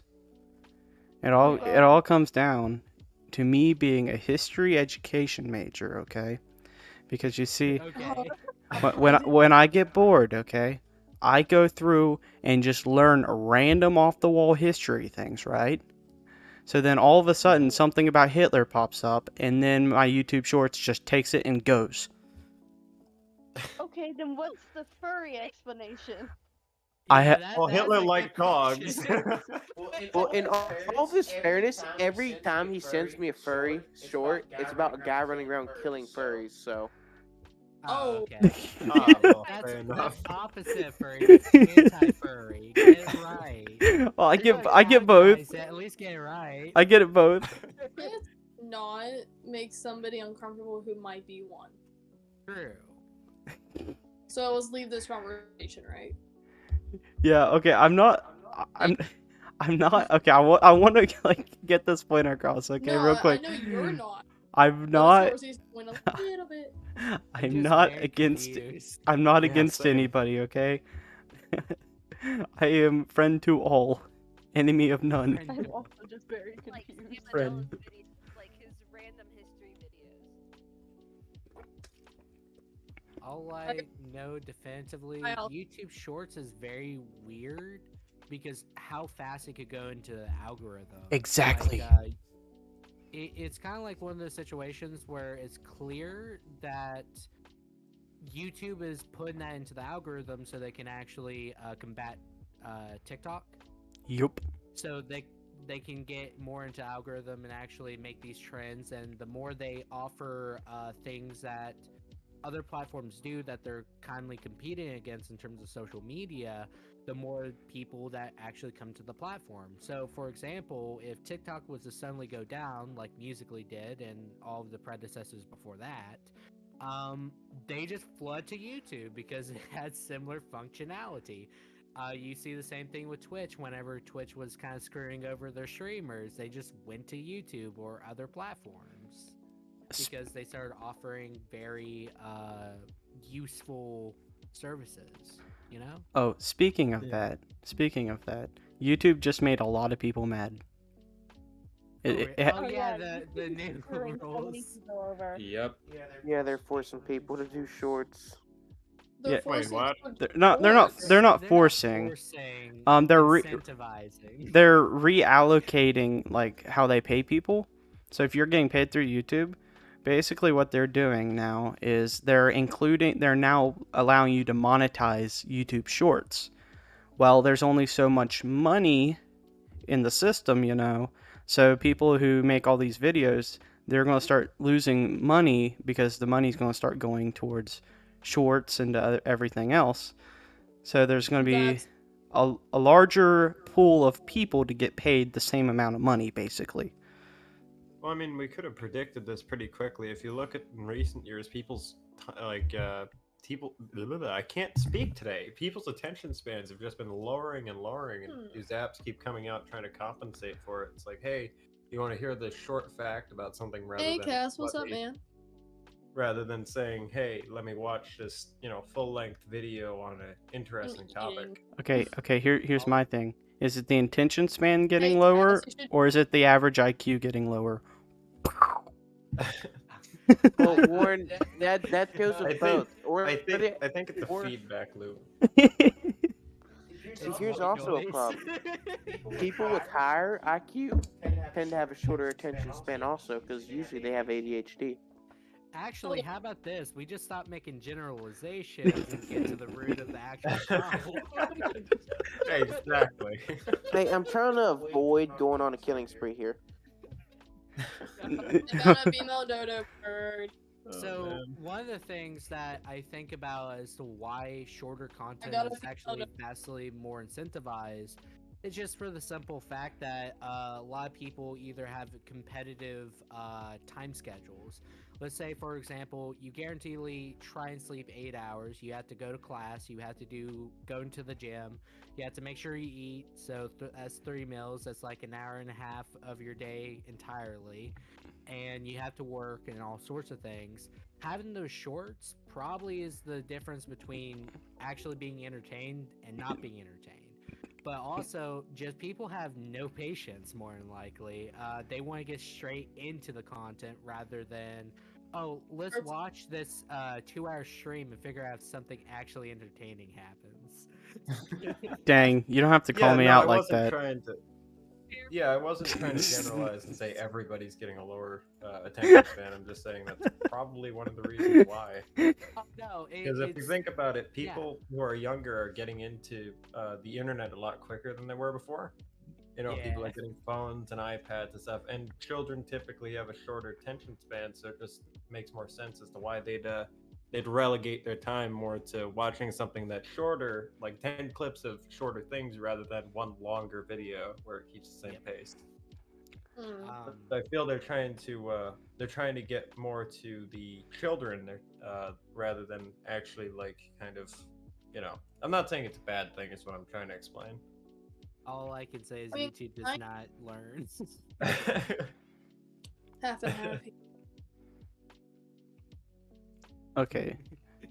So it seems like YouTube is steamrolling themselves at the moment. Yeah. It's like, let's speed run to a dead website. Come on, guys. But I mean, they kind of have the monopoly if you think about it. They can't really. Oh my god. Oh my god. I actually did make a MySpace for a joke. Oh no. Let me see if I can still sign in. Oh, guys, since we have more people in, we should probably introduce ourselves again. Oh, what if I don't? Pass. Not that important. Okay, so Slayer passes. He's not going to say anything. So we'll just kind of go down the list on my screen. Artsy, say hi. Oh. Hi, guys. It's Artsy. Okay, now it's Slayer, but he passed. Deferring to Eureka. Howdy. Hello. Okay, then there's me. You can't forget me. I'm always here. Then we're going to Gray. Hello. Wow, that's a Important very. person here. Okay, now we have Onyx. Hello, I'm Onyx. Okay, welcome back, Rin. Hi. No, Oh goodness, I haven't heard Hi. that voice in. Ash, you know me. You don't need to Oh, know hello, who I Ren. am. then we have Reaper. You know who I am. The death person itself. Then we have Yes, I am Crab. Hey, about the reap. Howdy. How's it going? It's Crab, going. Just don't snap any. Now we have Y. Hello, Y. And we have Solo, who just completely messed up my order. You should have been here 5 seconds ago. 5 seconds late, man. Come on. Be honest. Sorry, man, I couldn't save your place in line. Oh Alright, so we're all here now. my. What am I saying? So Frozen. Yes. So for Brilliant's Warhammer 40k army, have you heard about the shenanigans that is going on? What shenanigans? What's going on with Warhammer? They better not be ruining things. They already killed my Harley Quinns, and I just want to end everything. They better not be messing with me. You don't even understand. So We're not fuck with my Tyranids. So here's the thing, okay? So recently, a lot of things got changed, as everyone knows, and a lot of things got point buffs, point nerfs, everything like that. Before this came out, Brilliant had a Tau army of roughly 2,000 points, and I had a Space Marine army of roughly the exact same value. Mm-hmm.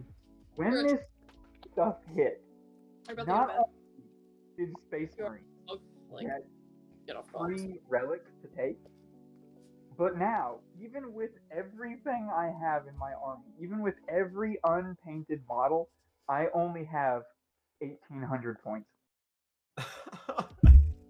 And Brilliant can take literally he can take one or two squads of Crisis units, almost half his drones, and he's pushing 2,000. Oh, or you could be playing Harley Quinns, and have your 4-up invul saves get nerfed into the ground and just be completely useless now. So now I'm building Adeptus Mechanicus, which is even worse. Hell. Green Knights. That's all you can do is say You know what's hey. hilarious? Frozen? What?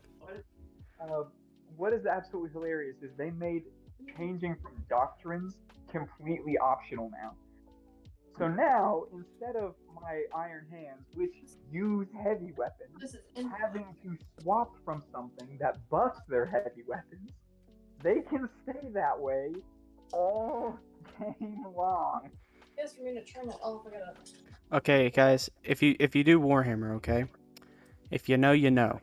When they come in here and they claim they're gonna buff people by lowering their point value cost for their units, it's just a money racket, guys, okay? Listen. It is 100%. So nerds. I had to pay so much money to get a freaking Adeptus Mechanicus army, right? It's going to be about 1,500 point game, right? With the new releases and all the reductions, I have to buy even more. And I'm already pushing 100 plus models. Warren. Yes? What about what's my point value roughly for my Tyranids going to be? I think you're close to not in the 900s to thousands. You're right in there somewhere. Right around 1,000. Yeah, so I just need to buy 2 more of the 43 sets. Oh gosh. You can get 2 more of I just need those. to sell an arm and a leg and I'll be fine. Yeah, you just... I done bought one. Oh Oh my man. goodness. I forgot to say one other thing. Frozen. So you heard that like all kinds of like, for example, for Iron Hands, you can run an additional Tech Marine. It just Yes. cannot be a Primaris Tech Yes. Marine. So they also said that different characters, or they said different Primarchs will also be on the way. Interesting. Yes, and they said, and I'm so happy they said this as well. How got really messed up in this last one. So they said something about implementing something called like a Supreme Commander rule, where it's like special perks will be given to your Supreme Commander, but the conditions are that it has to be your Warlord or something like that. Well, there is one positive to all the point changes and everything that they just did. It is now easier than ever before for Adeptus Mechanicus to also incorporate knights. Yeah, I heard that. So like, especially since knights were almost impossible to use unless you were running like upward of 2,000 point games. well, here's the thing with knights, they are very CP intensive.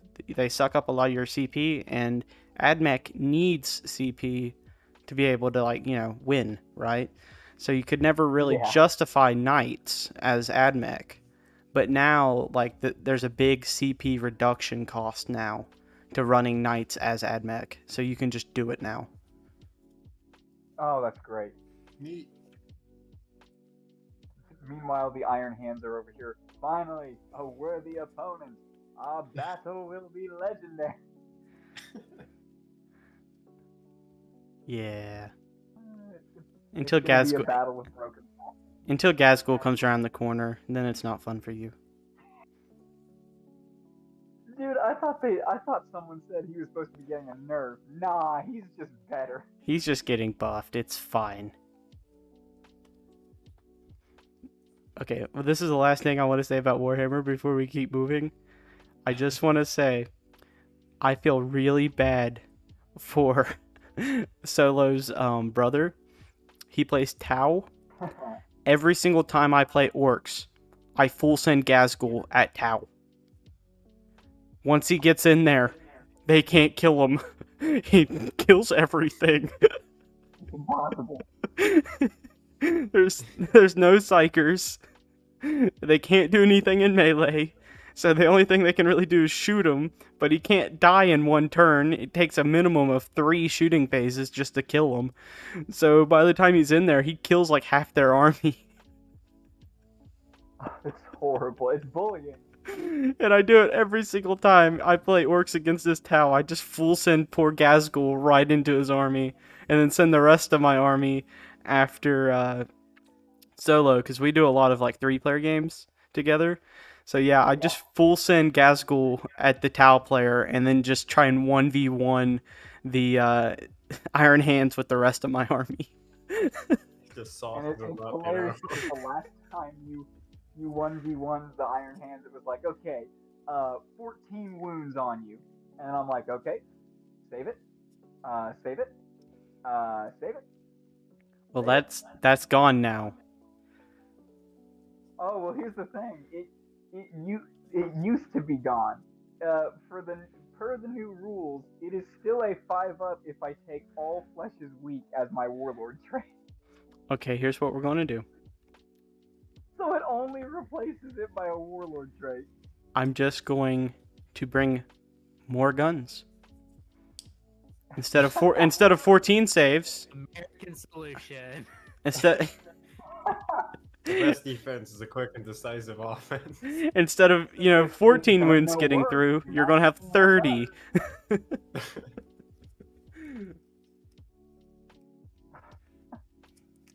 Okay. America. Land of the guns. Land of the guns and home of the rednecks. Oh my god.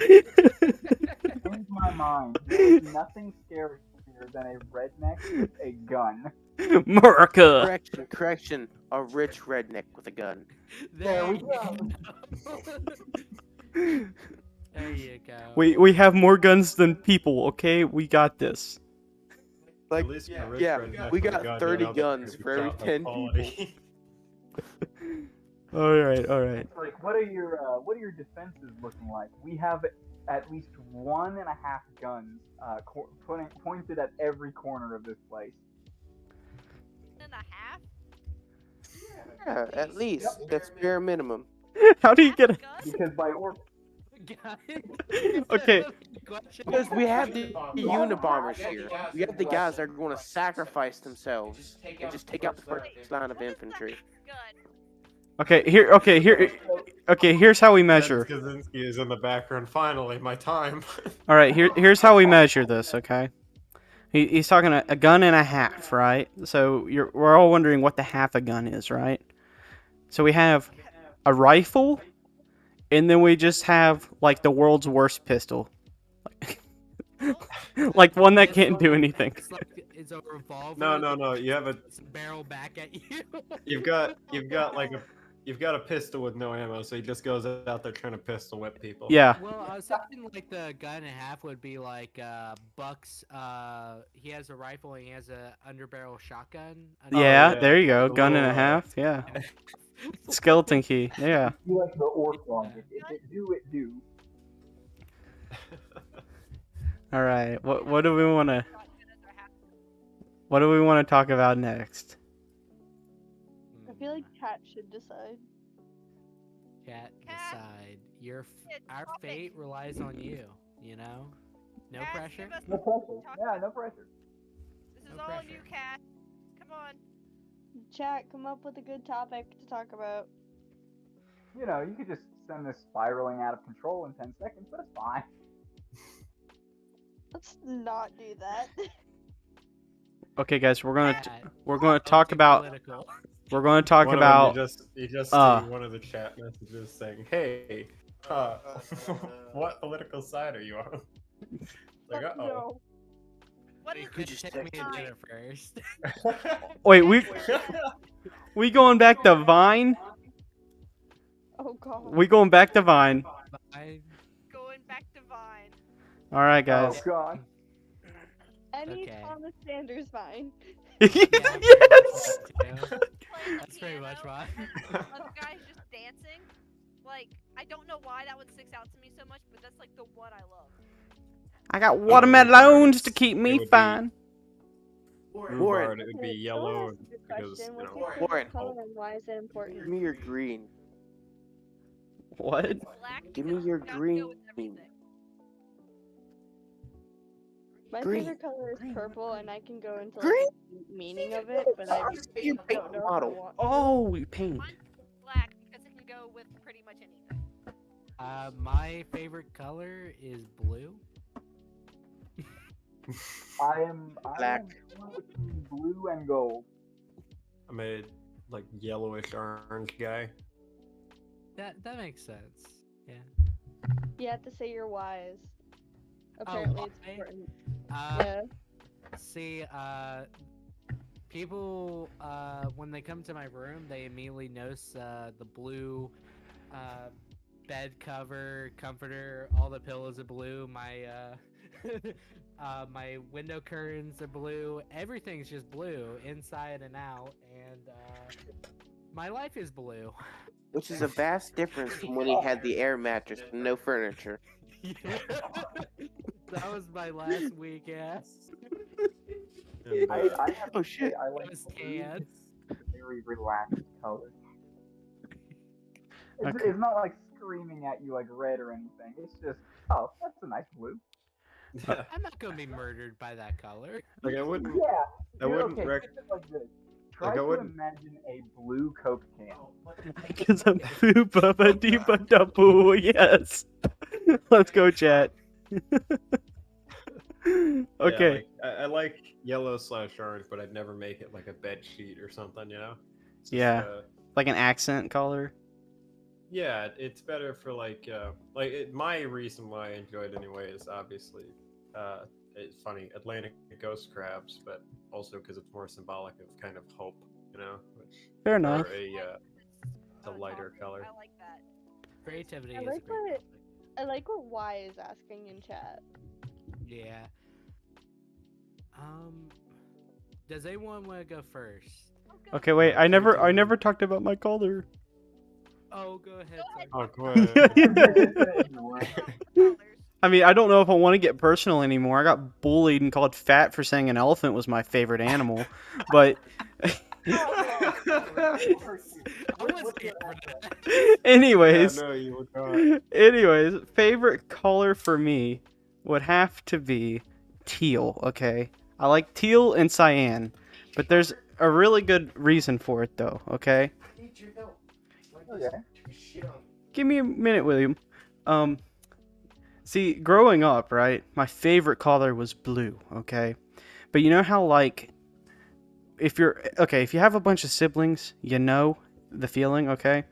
But when you're growing up, right, you just get assigned a color, right? So they buy, like, 3 things of the exact same thing, right? But they're all different colors, right? So you get a green cup, a blue cup, and a pink cup, right? My favorite color was blue. I was literally assigned the color green for everything my entire life. So now my favorite color is just teal. I mean, if I were to go into my explanation, I'd probably get more bullied than you, Frozen.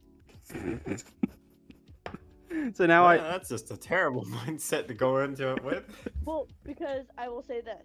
My mindset with my favorite color is from my favorite band at the moment, which is BTS. What happened? Huh? William, what do you need? I fixed it. Okay. My Discord took a shit for a second. Yeah, we noticed. Everything all right? His Discord just dies, and we're like, oh. Yeah, it just straight up died. Like, I couldn't hear nothing. I had to completely restart Discord. Hit Control R whenever you get the chance. All right, so creativity. Who? He actually did it. Oh, wonderful. That's great. Control R is how you refresh Discord, by the way. On with everyone. Okay, so who wants to tackle creativity? I would love to, but I'm willing for anyone to go, anyone else go first. What inspires you and what you do? For me, Oh. personally, whenever it comes to being very creative, it's music. Like, I can just listen to any song and picture what I want to happen, what character, and how everything will play out. So music is what really inspires me. That's valid. I'd say. I have to agree with that. Yeah. I'd say. Oh, I'm sorry. Go ahead. On a very similar note, for me, I make music. So one of the things that I try and delve into creativity is mostly just trying to express unsolved issues for me. So, or just things I want to talk about, but I don't really have the words for. So whenever I get to the point I want to express that creativity and how it inspires me, I mostly look inwards. And what I generally look at is other people's art, other people's means of expression. And that typically is what inspires me. But one of the greatest things I kind of look towards is I think of beyond just the music, let's say like a video, I just look at my own footage, I just watch it and it's like, oh, I could do a funny edit right there, and no one else would do that because I'm stupid. and I just think it's like I'm the only person other than a few people that would probably think of putting a joke there, and that makes me super happy. It's more about having the ability to do something that not a lot of other people will do. Bye, Cass. Mm-hmm. Yeah, that makes sense. It's kind of, it seems like from what I read anyway, it's a 2-part question. They also ask, who inspires you, like, as in a person? E-double. Tyler the Creator. Wait. Did you say B double O? E double. E double. Okay. I'll send you a link. Okay. Oh, man. I thought you said B double O. I would Imagine no one's listened to this guy. E Other double. than Is that the one Crab. you? Is Yeah. Oh, okay, yeah. I said it to you before. Yeah. I would say, for like, all right. So the first part of the question, what inspires me? I'm guessing you mean creative, wise. I would have to say, my most creative output would be obviously videos, which I haven't done in a while. Do it. Yeah, I need to. I'm actually working on Outlast 2 currently. But no, it's a nice outlet. You know what I mean? I don't want to make videos just because people are going to watch them and numbers go up. I like making videos because I want to share the portion of my life I can with people. I kind of hit that bump in the road a while back where it's like, oh, I understand why people record like everything they do nowadays. You know, it's like, Mm-hmm. I have the mentality of like an adult when they look at something, they're like, oh, I want to take a picture of everything. It's like, yeah, because you can't physically remember everything. Kind of slips away from you after a while. So I figure if I share my portion of adventures that I can, not only are they there forever, but it's all, or well, at least until YouTube craps the bed. But it's also kind of comforting knowing that there's like someone else there watching them, you know, or like there's the potential that I'm not just like playing a video game alone, you know. I think that's my way of doing it. Yeah. As to who inspires me, I'd have to say my Richard and Devin, the people I consider my brothers. They, yeah. Ooh, you guys got a bunch of good reasons. Yeah, that was really good. Mm-hmm. I don't need your. No, I'm kidding. I was gonna say, what was I gonna say? I don't need your. Your brain is I don't lagging. know. Yeah, no, my brain is lagging. I guess it's gone. It was gonna be funny, but. I would say my favorite of your videos, Crab, is definitely the early Evil Within videos. Oh God. Those are so good. Oh no. I love them. That's one of the things I think will happen as you create content. You look back at your own content that you did super well on, at least for your skill set then, and it's like, why'd I do that? That's Resident Evil 4 for me. Yeah. There's a few edits I'm proud of, but the rest of it, it's like, oh, I hate this. Why did I keep this on the channel? Yeah, exactly. I've been tempted before to just like delete things, but I've never actually done that. I never go back and delete things, mainly for the fact it's like that's my original intention was to put it up, so I must have had a reason, you know. I deleted quite a few early videos. It was whenever I think the channel was originally made. I did like a Nuzlocke. I didn't properly record. I did display recording instead of game capture. Oh no! I had the window itself. It was low resolution and it was just terrible. I had like one of those microphones that were in like earbuds. Oh, it was not good. So I deleted that entire thing. I don't regret it. I don't want to remember. Oh yeah. It's just, nah, we don't speak of the dark times. Oh man. Frozen, what about you? Oh man, I was hoping nobody would call me out here. Get caught, Frozen. I was just hoping. I was just hoping to fly under the radar, but no, I got called out. So what inspires me? That's a really good question. If I'm being honest, I don't get inspired like too much. But one of like the big things about like YouTube, I guess, I mean, call it cheesy all you want, but like honestly, like I know that there's people out there in this world who are hurting, and I think one of the big things for me that like inspires me to continue doing this stuff is just always being there to like kind of help. Fair enough. Yeah. I'm not crying, you're crying. No, yeah, like Why are they just it's a sweating? very fair point. Well, it's like it's a very similar reason as to why I did music and originally started making content on YouTube. Um, for I saw it as more like an outlet, but I also saw it as an opportunity to help people. Yeah. Because like, although sometimes I don't have my crap together, Sometimes bonds. I have my crap together compared to a lot of people. Okay, fair. I'll give you that. But like the main thing is, a lot of the time, whenever people come to me about issues, it's stuff I already went through and I have a good idea on how to fix. So during the Minecraft streams, when I originally played Java, people asked about how they should feel about their parents and stuff like that. And I'm just like, they're people too. But you also need to understand this is your life. You have to figure those feelings out. And like, Yeah. Yeah. so for Everyone like, has specific reason.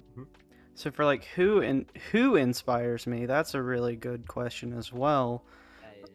And I don't really want to continue sounding as cheesy as I kind of am already, but honestly, the majority of the people that inspire me is sitting in this Discord call at the moment. Um, People like Gray and Slayer will call me out for anything I do wrong and point me in the right direction.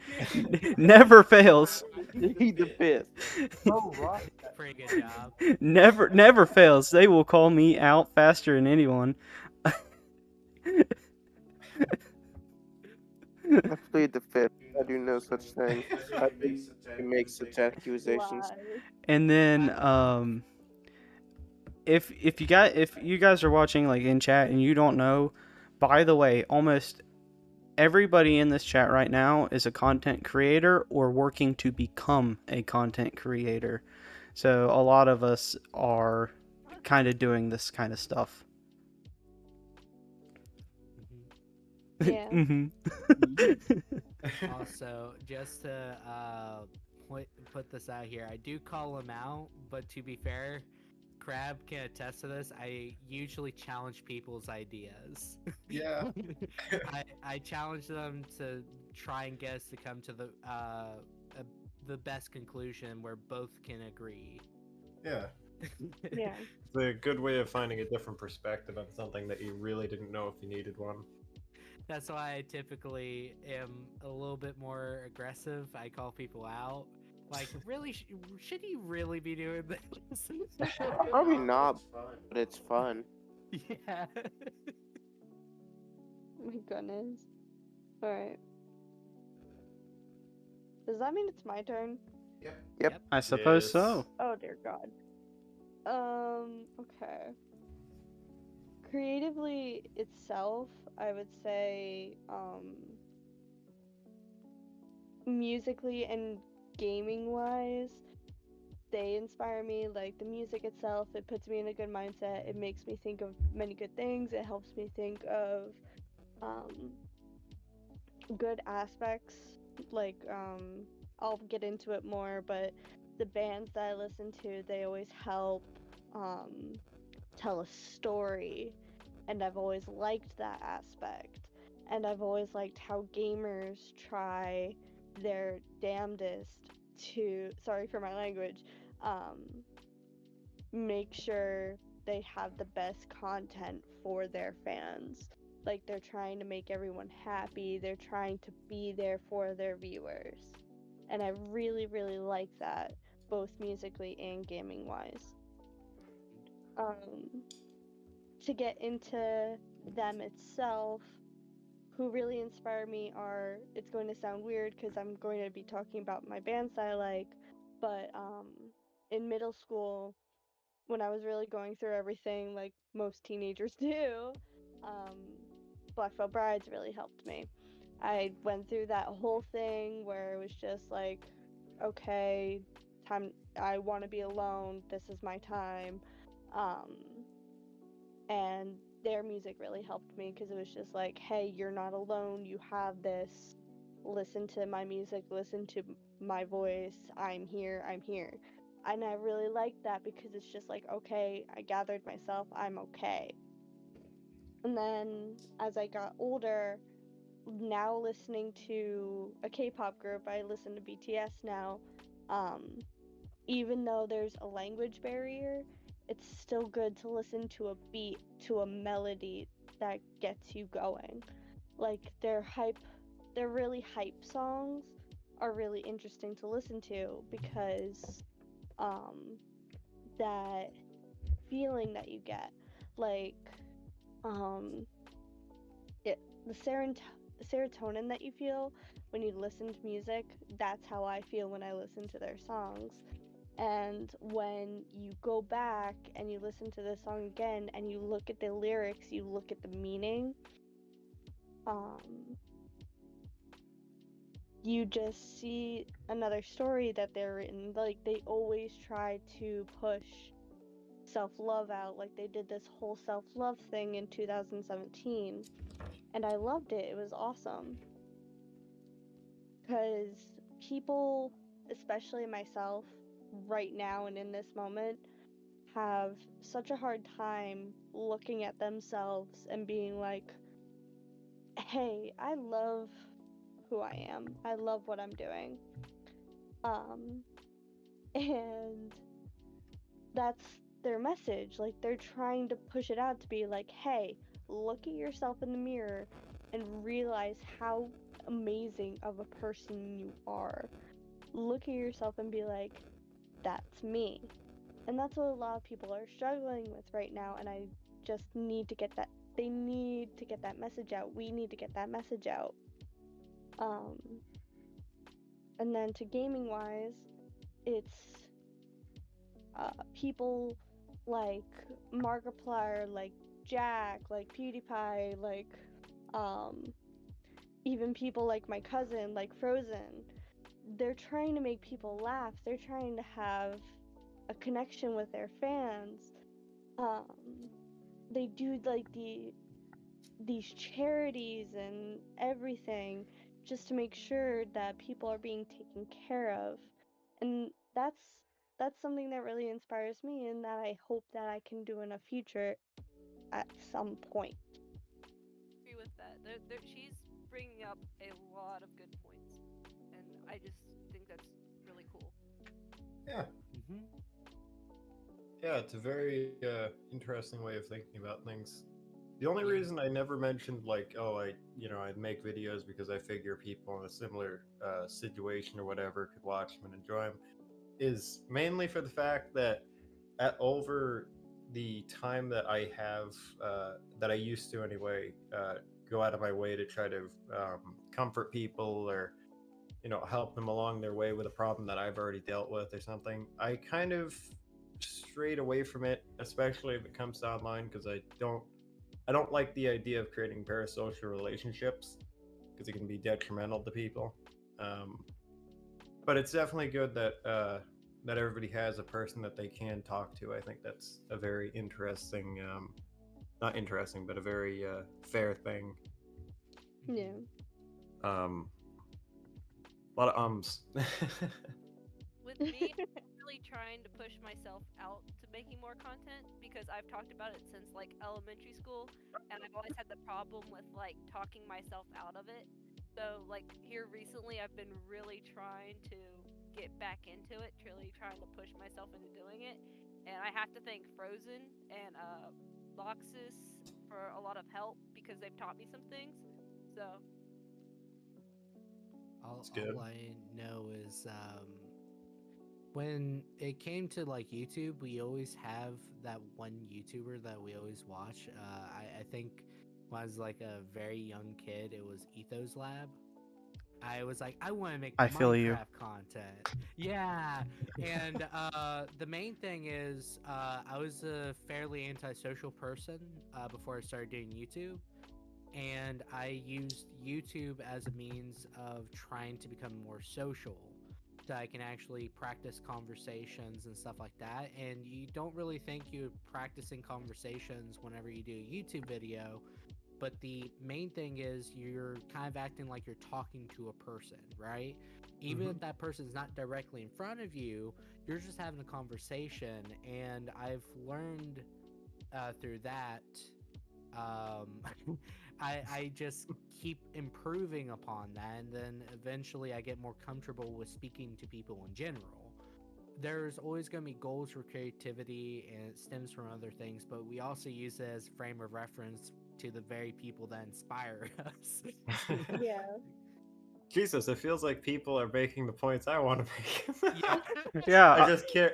I can't think of it in the moment. That's hilarious. But yeah, I definitely understand where you're coming from with that.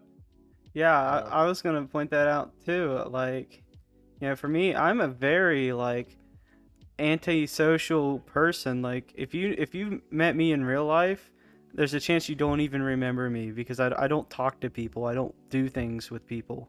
But then like, Who are you again? exactly, exactly. But like, I'm joking. But like YouTube has helped a lot over these last like 5 months, I think. I mean, it's either 5 or 6 months, but anyways. But like this whole YouTube thing has just like tremendously helped with just being able to actually talk to people and hang out.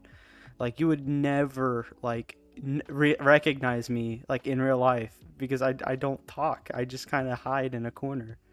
But here I am, Oh, me and Warren, we for like whenever we first actually started talking more, we just would look at each other and just nod, and that was like our moment of communication, just like mentally. Yeah, literally, we wouldn't say a word, but we'd understand everything. Just nod. It just the subtle just recognition of hi, you exist and I exist. Simple nod, just look directly at each other, just Yep, just direct eye contact and then just nonstop laughter afterwards because it's just that's how awkward like I am. Like I don't talk. Because it wasn't Gray was confused, like they didn't know what was going on. Yeah, like what? I'm confused now. What? Yeah, Gray just keeps getting caught like Charles Schultz was in the library, like whenever they had that Charles Schultz thing, yeah. Yeah, okay. Yeah, I was just standing there and I just started bursting out laughing because Yeah, we both look up at the same exact time, make direct eye contact and nod, and then we just burst into laughter. And You know, something interesting that you don't really think about on a daily basis or when communicating with other people? Like, even though we're evolved creatures and everything, we still respond with grunts and stuff sometimes. Or just nods or movements, like somebody could ask you what's going on, just do a thumbs up. Yeah, it's like you just it's funny how we still understand the differences in inflections through grunts. We can kind of understand like somebody's eating food and they're just like, it's good. You can have like a word association with it, which I find hilarious. I've also seen videos where girls do this TikTok where it's just like communication with eyes, like we can instantly tell what people are saying with their eyes. I have had conversations like that before. Like you're just looking at each other and like you just make your eyes bigger and like more confused depending on what you're wanting to like get across. Exactly. Like, you'll be across the room, be like a friend and be like, "Can you believe this?" Like looking over at the person. I'm going to quote one of my professors here on campus. He said this during one of my education classes. He told us, body language don't talk. Body language screams. Yeah. Okay. Yeah. I can get down with that. Body language don't talk. Body language screams. Body language is not admissible in court. All I know is like I was talking to a friend and they were like, you kind of mask your body language a lot. I'm like, I do? Like I don't actively try and do it, but for some reason they said I did. Do you guys think that? Well, personally, I've never seen you in real life, so I Okay, can't that's fair. tell. I was being But worried.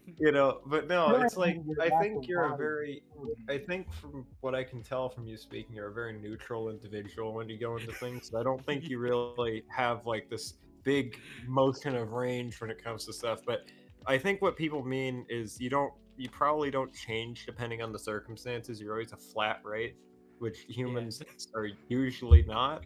Like say if you're talking to somebody and the room's cold or whatever, you're more likely to cross your leg or something, right? But it can also in body language analysis, if you look at it, that's oh yeah, look, that person is depending on the way you crossed your leg, it could be like, oh, this person's trying to kind of shield themselves a bit more from you, which means you brought up something uncomfortable. The thing about that is you have to look at the circumstances surrounding it as well. You can never use that as a lone signifier. You Mhm. have to the way I do it anyway. I at least get three sort of qualifiers from an individual, right? But you also have to pay attention to what they're saying and the circumstances surrounding what they're saying and doing.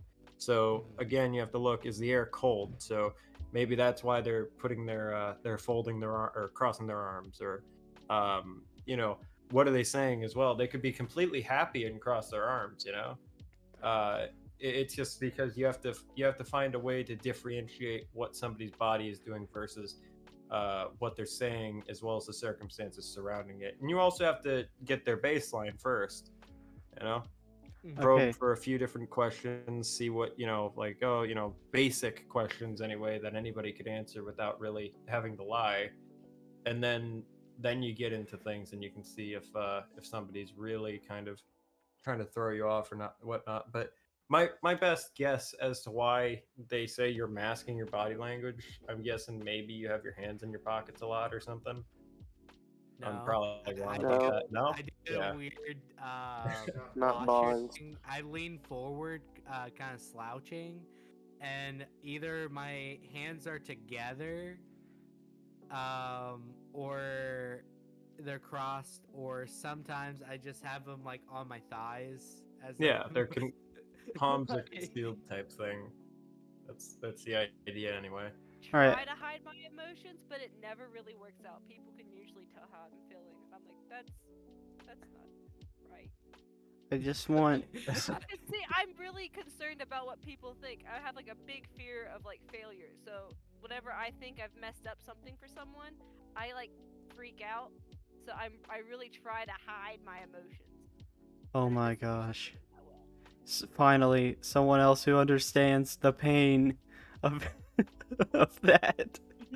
That was actually going to be a video I was going to do a while ago, and it was only due to the fact that I just didn't have time to make it. I was going to make a video called Stuck Between the Fear of Failure and the Fear of Success.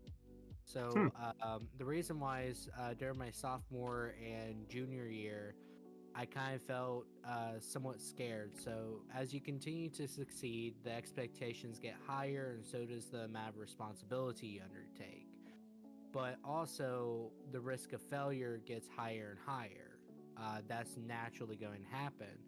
And one of the scariest aspects is when you start questioning, do I really want to be as successful, though? So, it's one of those scared dilemmas where you start actually doing perpetual self defeating, where you're purposely not doing as well as you should be, and thus you're proving yourself right. Okay. So Yeah.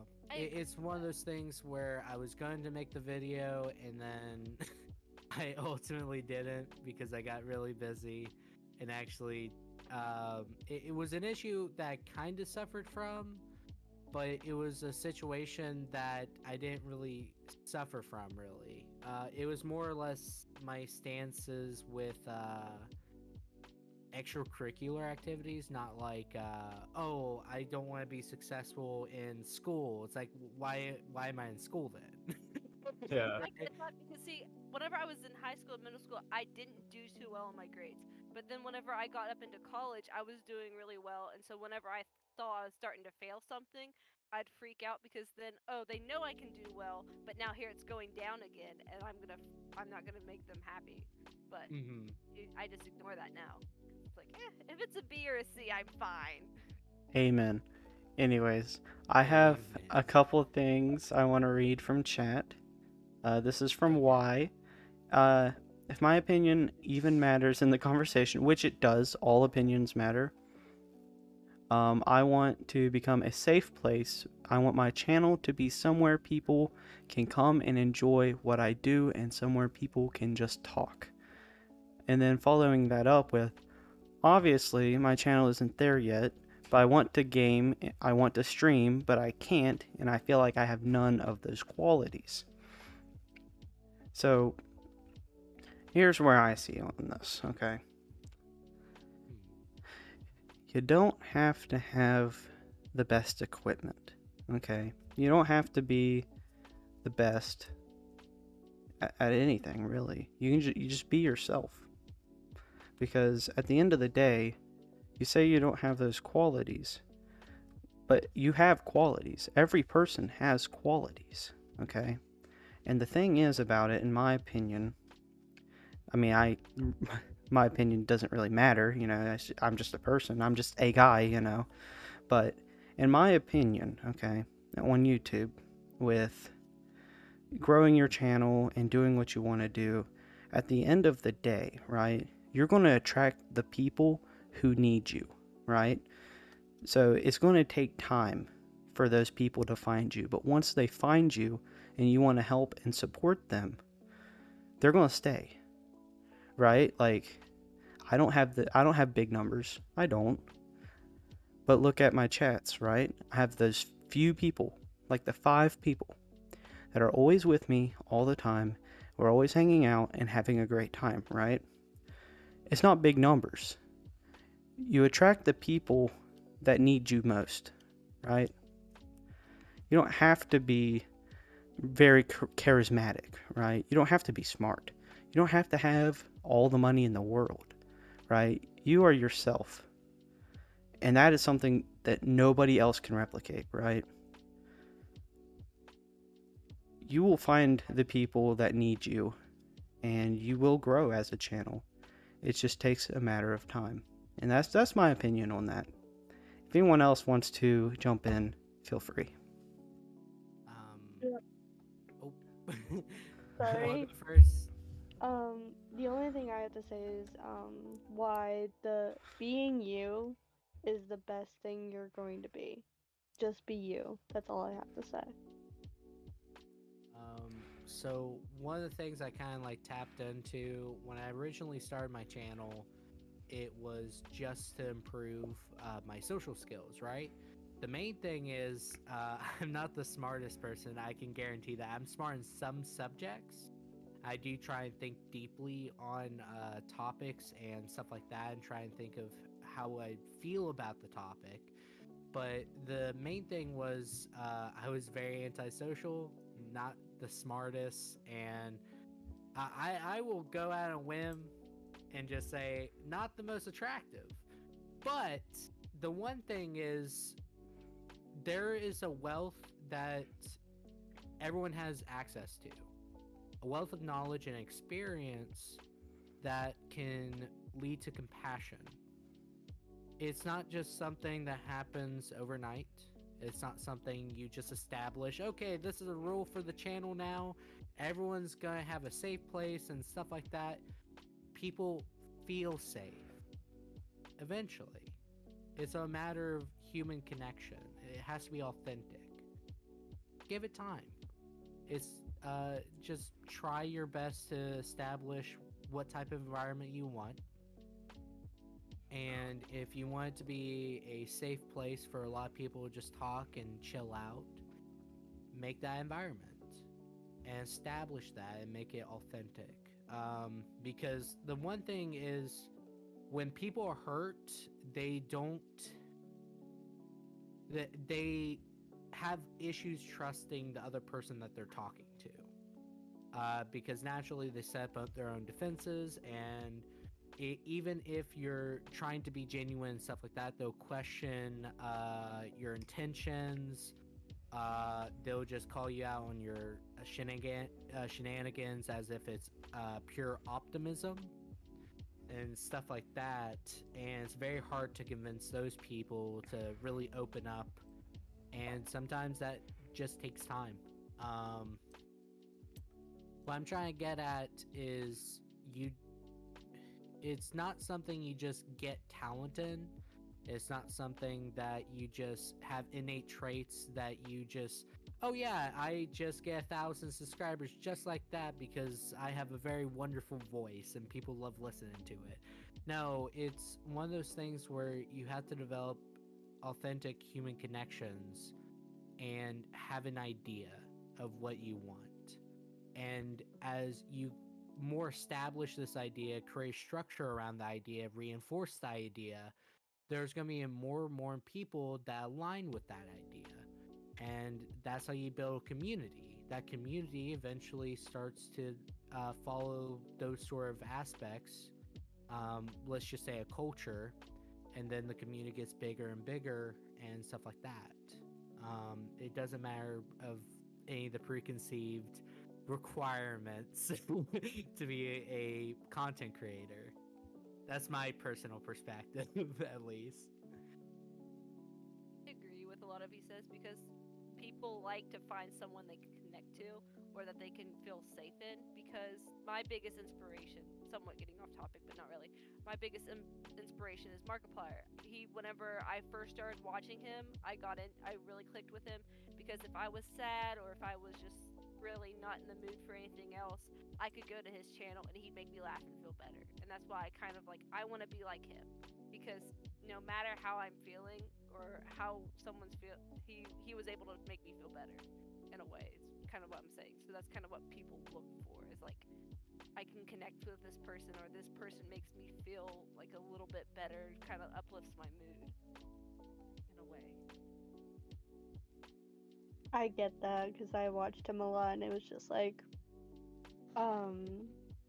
the immediate joy from his videos or just him being so kind to be able to have a connection with his viewers when he goes into his rants when he's talking about like family stuff or things that are just going on in his life.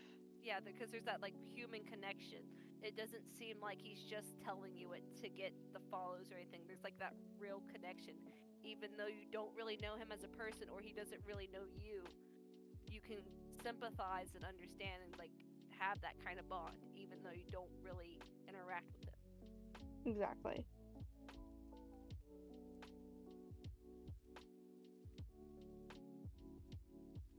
And I guess one thing I do want to mention that's going on in chat as well.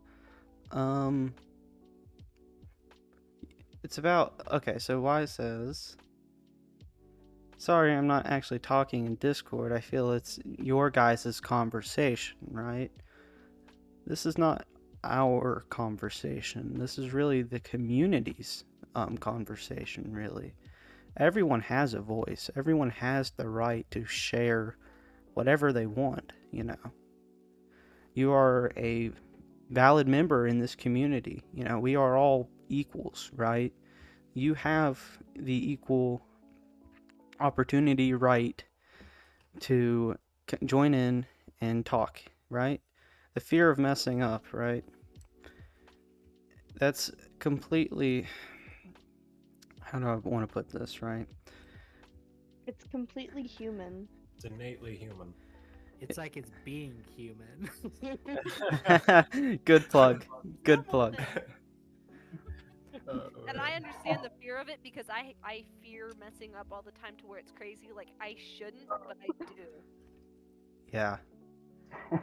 So I just realized I may or may not have been muted for the past 6 minutes. Yeah. Speaking of messing up, right?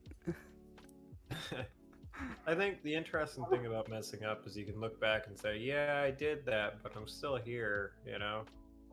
Yeah. For better or for worse, I mean, you're still around. That's the whole idea of it, you know?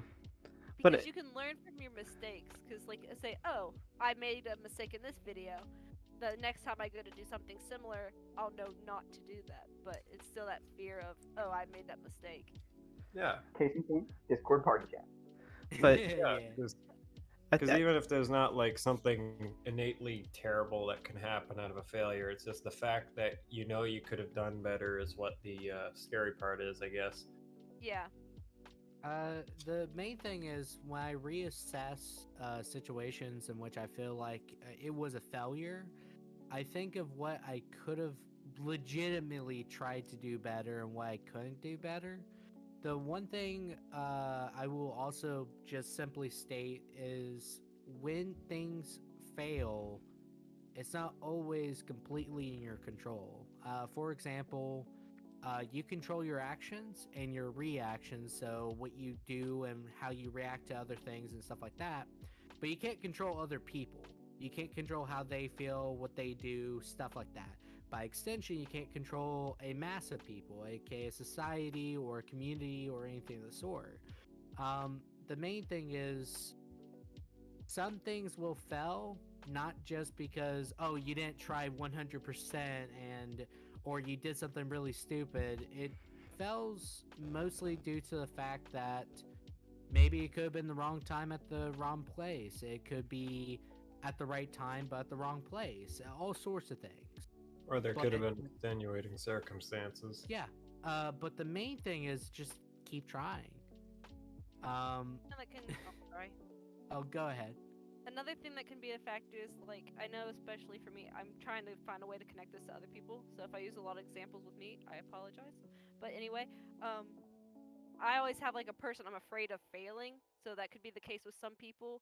Is that there's these certain people that you don't want to fail in front of, and so it kind of makes it harder to go out and do things because you're afraid of what that person might think because they have this one expectation that they may or may not push, but it's still there.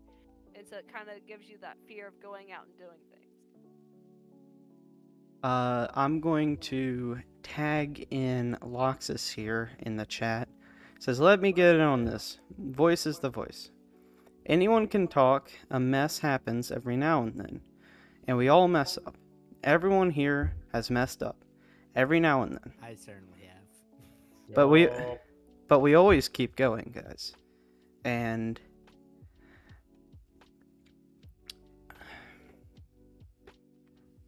failure will always happen. But the fact is, with every failure, you grow as a person. Right? We're not, just influencers. I mean, we're nothing special. We're just people, right? We're sharing our opinions, and we're finding people who value what we have to offer. And Oh, sorry. Go ahead. Actually, I was stumbling for words. One of the things I did say earlier is we all have a wealth of experience, but where do we get that experience? From failure.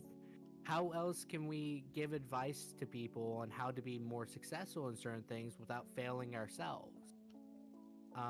That's one of the more positive aspects of failure. We only look at the negatives. And because we put massive emphasis on the negatives, because there's a friction between expectations and reality, we just focus on that. But the positive aspect of failure is that we can learn from it. We can tell people, hey, this didn't work out for me. It might work out for you, who knows, but I would personally go against it. That sort of thing. And you could give your rationale and stuff like that. Failure can also be a beautiful aspect because we all fail. Even the most perfect person that we can imagine in our heads has failed with one thing. And we have to let go of that. We can't hold ourselves for a failure that we did 5 years ago. We just have to move on. Yeah. And that's the beauty of it. We're here. Yeah, that's the funny thing about the word perfect is you can't have perfection without imperfection because there's no way to scale it, Mm-hmm. So it's like if you have a great day comparative to a terrible day, well, at least that terrible day happened so you can appreciate the great day. Yep. I mean, we all And have really good days at our peaks, right? And then something terrible happens. We look back at it and we're like, wow, I wish today was like yesterday. It's like, yeah. It's kind of how it is, you know? and So, one failure's a natural part of life, and that's just, sorry. oh, you're fine. One thing that just kind of came across my mind, is we're talking about, failure and all that, but at the end of the day, right? Like if I'm just going to talk about my channel, right? One of the best moments in my entire channel was, is this conversation, right? It's not 100% on you to do good, right? You can mess up, right? But if you surround yourself with enough like-minded individuals who really enjoy your company and can come in and just have these conversations like we're doing today, you can mess up, and a lot of the times somebody can pick up the slack when you do mess up. There's been a couple conversations here in the stream where I've just completely sat here quiet, because it's not really my place here, right?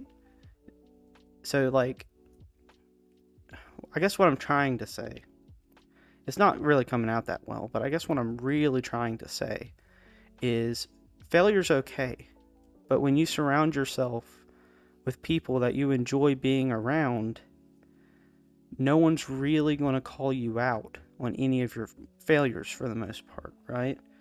There might be a better way to be wording things. I'm not the best speaker. I'm not. I'm just a guy. But that's just one of the things that like I kind of think about a lot of the times. Like this stream is a fantastic stream. It's not because I'm here, right? It's just we've assembled a team, right? It's not like 100% on me to do good. No, I'm just here. Same can go for on Gray's channels, on Gray's channel, on everyone's channel, right? If you collab and you have people that share the same values and the same opinions as you, you can really find yourself like a protected barrier to an extent, right? It's not 100% up to you to make a name for yourself, really, in my opinion. I think I'm kind of missing the mark a little bit. I know what I want to say, but it's not coming out quite right now. And again, Pretty much, community builds the creator rather than the creator building the community. Exactly. The creator can make as many videos as wants, but if the community's not enjoying it, they're not going to come back. That's exactly what just happened, right? I can't say what's on my mind, but yet Crab knows exactly what I'm trying to say, and Crab jumps in, right? So I messed up, right? I messed up. You did say you did say what you wanted to say. I think it's just like I think everybody here when we speak, we kind of just speak until somebody else talks. I feel like that's kind of how it's we going. ramble. Yeah, exactly. We're all ramblers. Yeah. Which I think is Really both a great that, thing. like, empty space. Yeah, exactly. Because the minute you stop talking, it's either going to be 5 seconds of silence or somebody else is going to talk. So you want to make sure your idea is clarified so you don't have to run back to it, Yeah. And that's all it takes is just us rambling, people to get the point and be like, yeah, okay, we hear you, we get it, this is what you're trying to say, and then the conversation is done. And you're doing a really good job, Y, in getting us to like actually talk. You had a couple really good questions put in chat. I was wondering, do you have any more for us to kind of hit on? Brings up the wholesome questions. The wholesome. Why? Give us more content. You are our back. content generator, Y. Congrats, you're now a content manager. Full-fledged. You have been promoted. You get the pin and everything. You just don't get to pay a promotion. No. You still get paid. What's this amount right here? Oh, Nothing. Nothing. 0.0000000. Man, there's a lot of zeros. Who lot of made zeros. this? So I want to point out what Y just said. So in chat, Y just said, and I quote, "I try and point out my mistakes and my imperfections before someone else does to try and avoid the embarrassment. And I have a lot to say, but I feel like I can't. Sorry if I'm being troublesome. I feel like a No, content but I manager think while that's a. making these reviews." I think that's something a lot of people do nowadays, like the whole self-deprecation thing. It comes out as humor a lot of the time nowadays. Like people be like, "Oh man," they'll make jokes about what they were planning to do in order to kind of iron out any imperfections by just saying, "Ah, it's just it's a dumb thing at the start," which I think is uh, it's a very well self-deprecating thing. It's a process. It's self-defeating. You know. I kind of understand it because you want to make fun of yourself before someone else gets the chance because then you're like, oh, it won't be that hard of a blow if I get it out first before they do. Yeah. Which is like, I mean, I get the mindset of, and I understand completely why people turn to it, but I feel like it's a very not great mind. It's not a great mindset to have because it transfers into other things as well. Like, say, if you want to make like a, like a video, or you want to make music or something, you go, well, the idea of it, is, I like the idea of it, right? But if people look at that, some of them might find it like stupid, annoying, cringy. So if I make it into a joke, which debases it from what its original purpose was, then I don't have to worry about that criticism, right?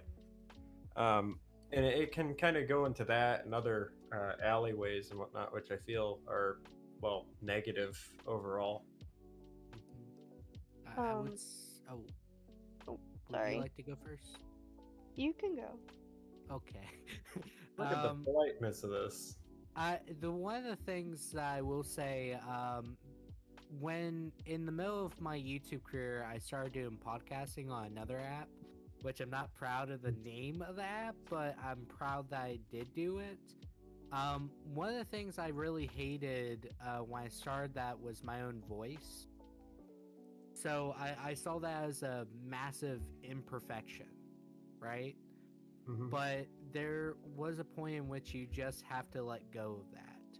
Because you're always going to have that one person that regardless of what you do, they will not tolerate you. Yeah. You can't make them happy, you can't do anything of the sort, and they're always going to pick out something about you that they just dislike. Mm-hmm. I got to the point I just accepted that.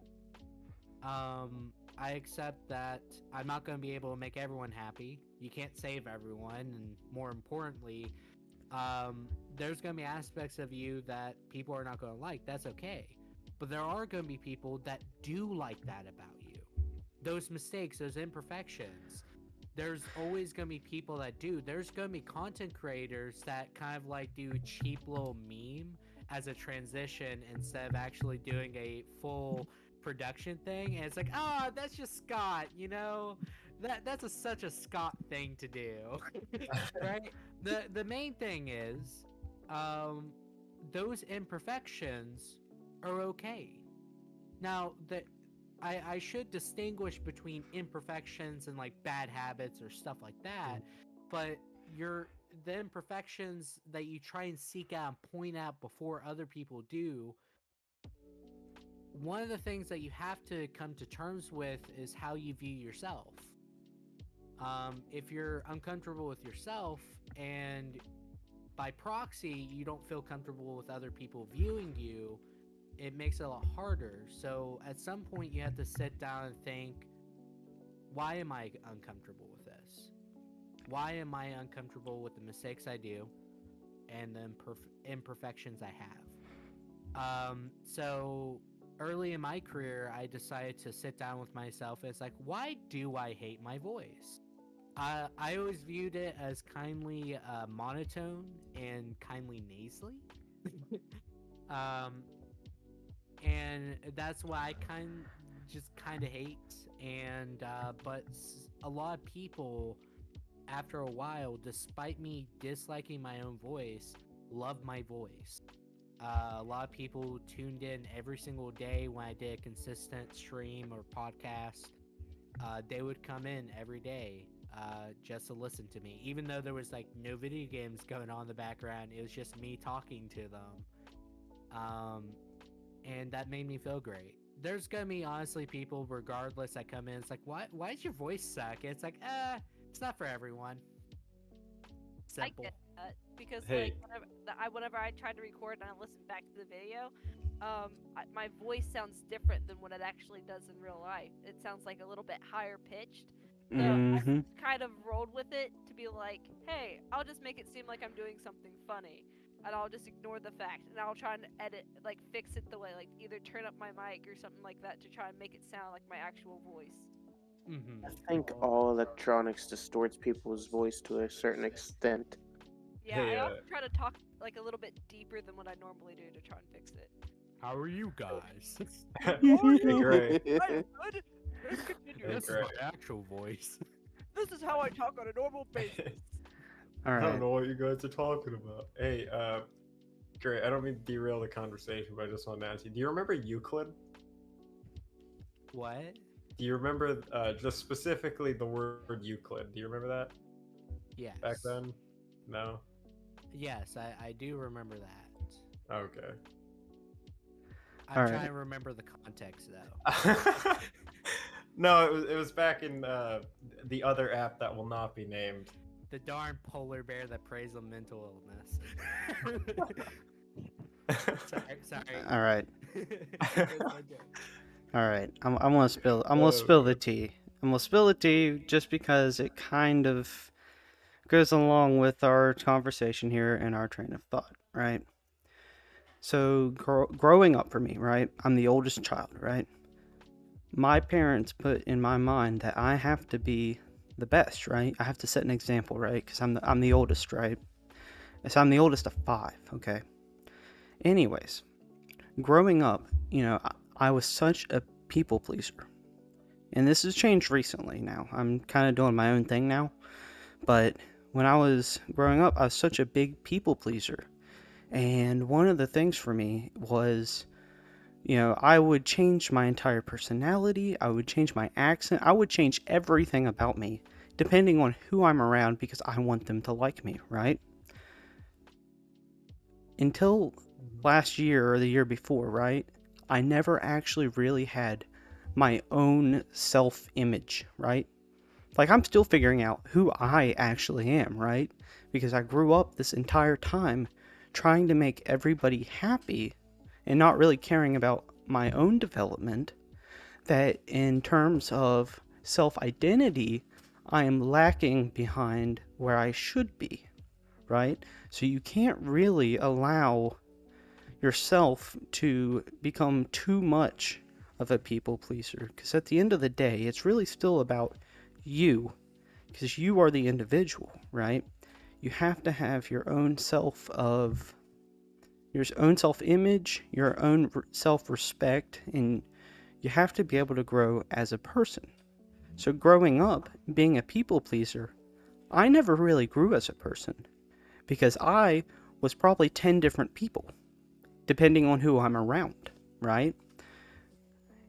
I played football, right? So when I was around the football team, I'd be more vulgar, right? Or when I was in band, right? I would just nerd out, which I'm kind of a nerd. Anyways. But when I'm with the country people, right? I have an accent. And it really depends, because I kind of control my accent for the most part, right?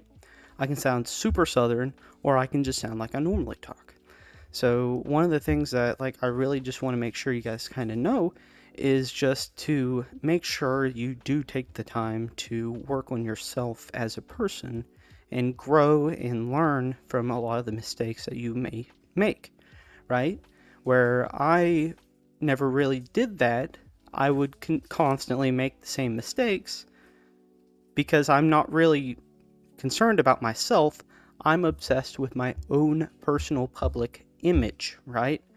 I want people to see me in a certain way, correct? So I would never actually work on myself. Instead, I would work on what I want them to see, right? So growing up where I'm the oldest and I have to be the model child, like, oh, you have to go to college and you have to be great, and all that stuff, right? I adopted this ideology like really early on, right? And then when my parents divorced, I became the man of the house pretty much, right? So by the time I was like 13, or actually, no, it's like, yeah, probably around 13, 12, or around that age, like I became super mature and like, I guess kind of the male like stigma, you don't talk about your feelings, you hide everything, right? Well, I'd basically done this my entire life, right? Because I would never allow anybody to see who I actually was. Instead, I give you what I want you to see, right? So some people might think I'm a big country guy.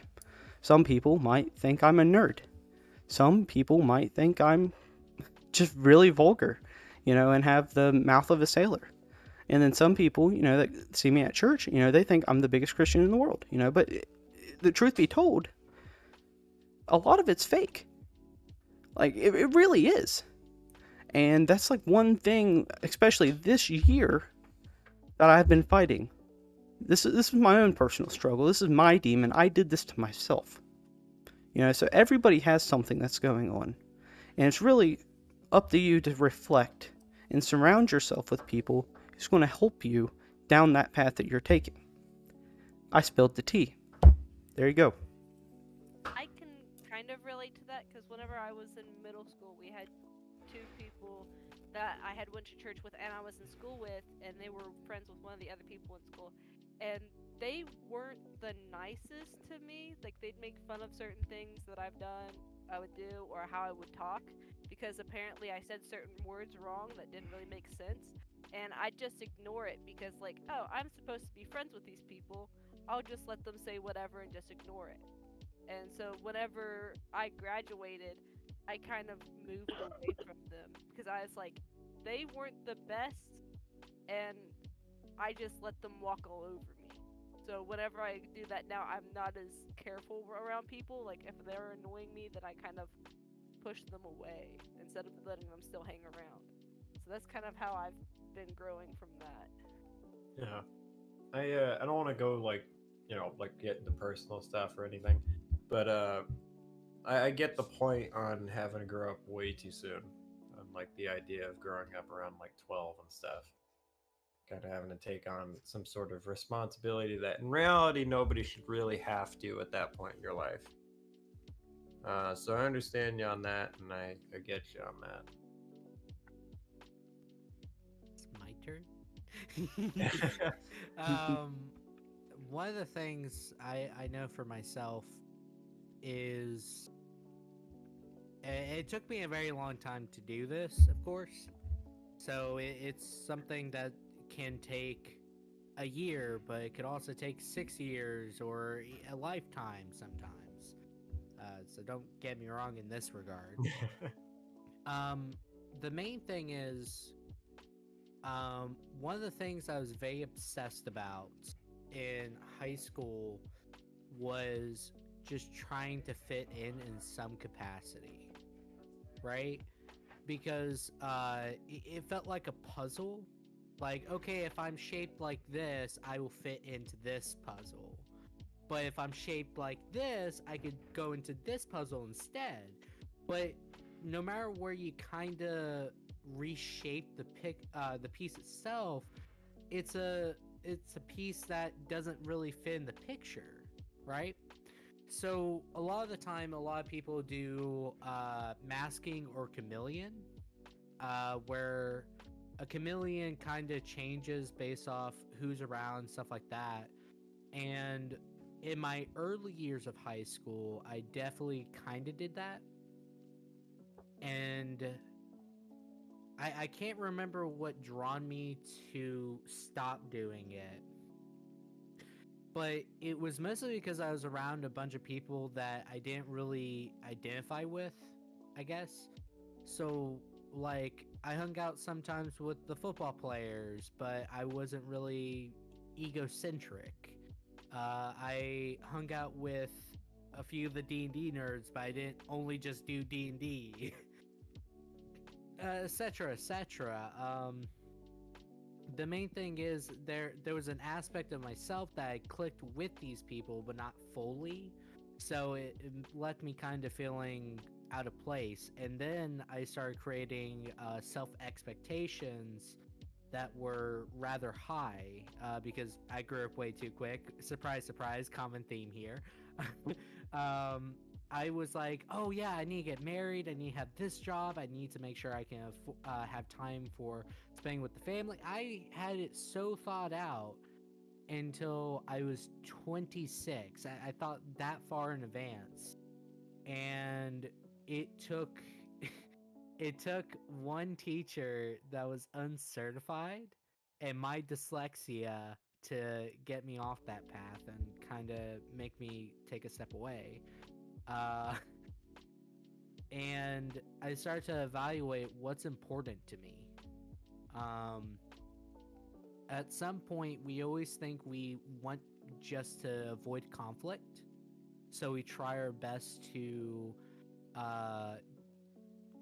just mediate between each individual that we interact with, and we try and please them because there's a part of us that is unsatisfied with ourselves, and it becomes the heaviest burden that anyone could have because each interaction you have, yeah, it's a small burden, but the problem is you're going to be talking to a lot of people, and each burden gets on your shoulders until eventually you just collapse and you don't know who you are. So my later years of high school, I established I just want to be myself. And I started to do a lot of philosophy. So I started to learn about existentialism, nihilism, all sorts of isms, but not schisms. But the main thing is I started to approach the prospect of myself. I started to establish, okay, this is what I enjoy. Okay, let's go beyond that. Why do I enjoy this? Why do I believe that I enjoy this? Stuff like that. I started to really poke at myself until I actually had a pretty good idea of who I am as a person. And at some point, I just stopped caring about pleasing everyone. There's a part of me that still doesn't want people to feel angry or sad.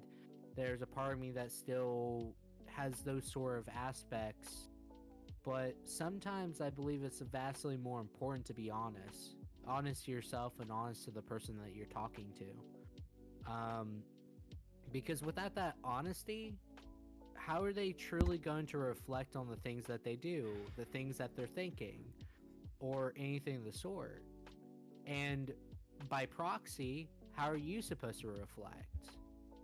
If you're not honest with the other person, it becomes really hard.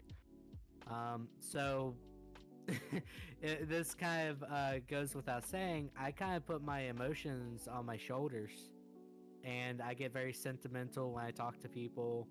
I know there's times which I talk to William about like deeper things. I don't hold back on things that have happened to me or anything of the sort because I don't have shame in that. It's the truth and honest sort of aspect of who I am as a person. So I think that's one of the things that you have to assess. How honest are you going to be with people around you, and how honest are you with yourself? That's a fair point. It's actually an interesting way of thinking about it. Yeah. I get sentimental with people. Also, I kind of sometimes wear my emotions on my sleeve, but I don't enjoy that aspect of me. And it's not because I'm trying to like hide anything or anything. It's mainly because I don't want to talk to people about that stuff because I don't want them to think I'm trying to garner sympathy. I don't want them to think that I have ulterior motives. I've met a lot of people in my life who do that sort of thing, and you kind of sniff them out nowadays pretty quick. I don't want to be that person because I have no like, what do you call it? I have no reason to do that with people. You know, Mm-hmm. I don't enjoy it, and I don't have a reason to do it to people. But I don't want them to feel like I'm pushing something on them so that I can get over on them. You know? Yeah. One of the things that I think about is one way to try and learn yourself, and more importantly, by proxy, having other people help. Um, the main thing is getting comfortable with vulnerability. Yeah. Yeah, that's essentially it.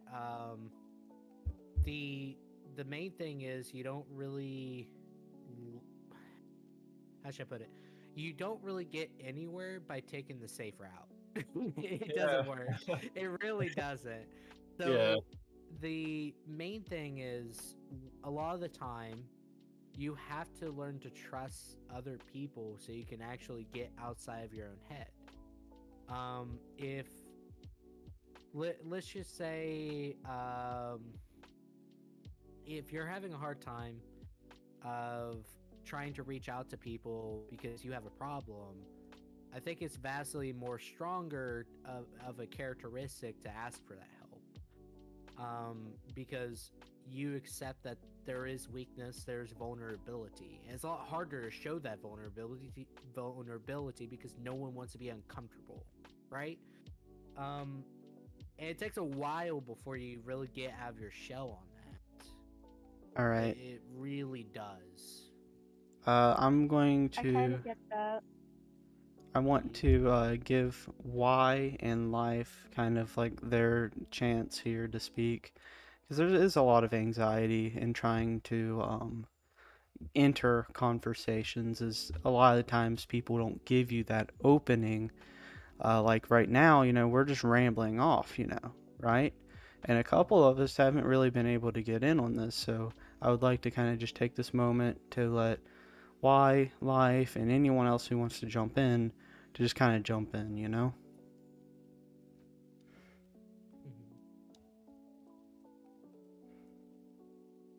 Even if I was to say something, I don't know what to say. That's a fair point. So at this point, I'm really okay. Right now, I'm just drawing because that's what I was doing before I joined, and I've just been listening. I've just been spectating this entire thing. So Hi, guys. other than that, not really sure. Howdy. Hey guys. Hi. Hi. Hello. Hello. Hello. I have my sister in life right beside me. I'm her sister. So we got everybody's together. Awesome. Neato. I'll be back. Everybody's together. Awesome. I'll be back. I'll be back. Are there any topics that Are there any other topics that people would like to talk about? I just want to say before we get too far into the topic, I kind of got what they were saying about like the whole avoiding conflict things and hiding in that shell, because for my family that know me, like my cousin who comes in here a lot, Loxus, I hide from conflict all the time. I don't like it. It gives me anxiety. I go into like a panic attack when it comes to conflicts. And that comes with me being the youngest in my family and growing up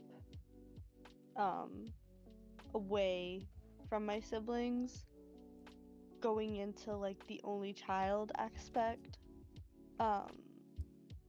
And I definitely feel like that's a big part of it. Yeah.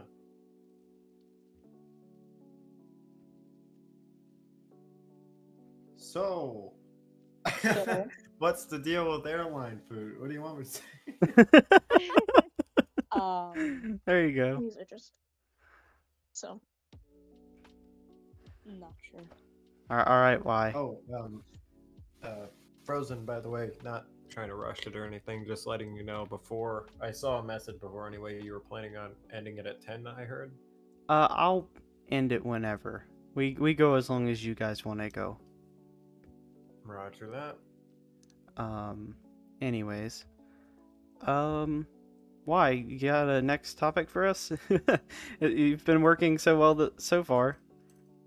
You've basically kept us going for like the last hour and a half. Keep us going. What's I was next? actually surprised everyone was talking about the things that I suggested. They were good. They were good topics. They brought They were. They They brought allow very you good, to- wholesome conversations. Yeah, Oh, they thank brought you. conversations people were able to bounce off of and, offshoot and do different versions of it. Variants. Also, I would like to point out, right off the bat, thank you, all of you, for what you said in the beginning, because that kind of changed my perspective on things. And when you said that I was doing a good job, at first I didn't believe it, but when I hear it from multiple people at once, I start to think that. I start to think that I'm doing a good job. And I know that I don't have good equipment or anything, but what's really keeping me going is that everyone starts at the bottom. No one has started with big things. And knowing that everyone has had their failures, their mistakes, kind of makes me feel a little bit better about myself. Yeah. I mean, if it makes you... Oh, sorry. No, go ahead. You started before me. If it makes you feel like any better about how things start out, the way I first, like, if we're talking about like YouTube anyway, because again, I'm not trying to get super personal, but if you get to YouTube, that idea of it anyway, I started out with a half broken Xbox, and what I did was I would stream on Twitch, and then I would take this like Toshiba laptop that ran like 2 frames a second, and I would take that and I would download the stream, which would take a few hours, and that's how I did like a recording or anything. So it went from that with having audio delays and everything to like me actually really enjoying how I was doing it. But well, I mean, that's the whole point of the reason why I did it in the first place, was I was enjoying it, you know. So the whole point of that is, as long as you're enjoying what you're doing and you're not trying to like push yourself into something that just because you've said that you've done it for so, like you wanted to do it for so long. I've met a lot of people who go, oh yeah, I want to, stream for a while. Like they've said that for a while, and then they get the gear and stuff and they don't really want to, but they do it because they've been propping it up as like this thing that they want to do for the longest time, or their goal anyway. Once they reach the goal, they don't want to quite do it, but they do it anyway because that's what they said they would, and there's no enjoyment of it. Don't get into that, But as long as you enjoy it, do it. If you don't, then it's a tertiary thing, you don't have to. It's not like school or anything else like that where you have to, even if you don't enjoy it. So that's my 2 cents on that anyway. Probably wasn't articulated well. Well, if we're gonna talk about one thing that I want to talk about, I kind of want to talk about proudest accomplishments so far and what you want to accomplish in the future, because I have so many ideas that I want to do. Like, I want to make a few movies, but I know that I cannot just, like you guys said earlier on, I can't just jump in. I have to work my way up. And I feel like if I just jumped in, I wouldn't be proud of it as much as I want to. I am in the same boat as I've wanted to do movies. I actually wanted to go to school to be a director, but here I am as an English major. So I understand that, wanting to make movies and learning everything and building up to it and not just jumping right into things. Yeah, and that's the cool thing about wanting to make movies anyway. Like the first thing is literally making a script and building up the story and everything. So you can do it if even if you have a pen and paper, you know. Mhm. So there's always a way to like start at it. That's a good thing. So what was the original question? Proudest accomplishments and what you wish to accomplish in the future? Yeah. I would say my proudest accomplishments would be uh uh I'd say Richard and Devin doing well nowadays. Like I know it wasn't me doing that completely or anything, but we all went through a lot of rough times together, and they thank me a lot for it. So I figure I must have done something right. So I'm proud of them being able to succeed. And that's what makes me happy. What I wish to do anyway, I guess have a bit more motivation for everything. That's what I hope to accomplish is having a bit more lust for life type thing. I don't So. technically have my proudest achievement, but for the second half of it, is I guess like I want to be able to make a channel where people feel comfortable to just come and hang out, and if they're not very happy, then they can come there and kind of relax and be enjoying life a little bit more, Yeah. I guess. I guess my my achievement I'd like to do like YouTube wise anyway would be to be able to get to a point where I can comfortably share my journeys and whatnot with people on there, you know. So that say if just that's my goal for YouTube anyway. I don't really care about numbers and whatnot. I just want to be able to enjoy it and share what I'm doing with people and whatnot, and have it kind of fit together cohesively.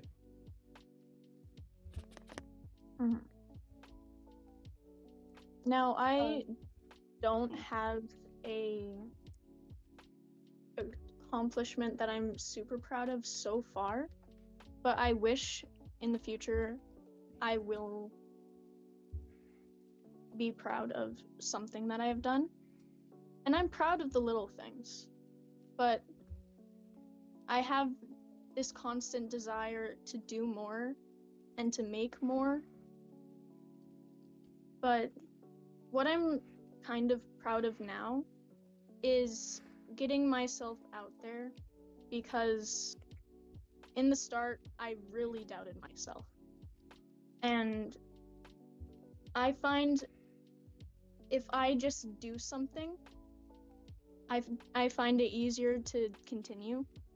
Like if I want to start a conversation with someone, but I'm too scared to, the first thing that I'll say is hey, so that I have their attention and so that I can continue the conversation.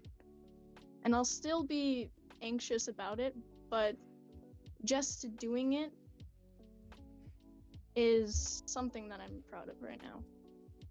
But like I said, I want to do movies, but I want to continue what I'm doing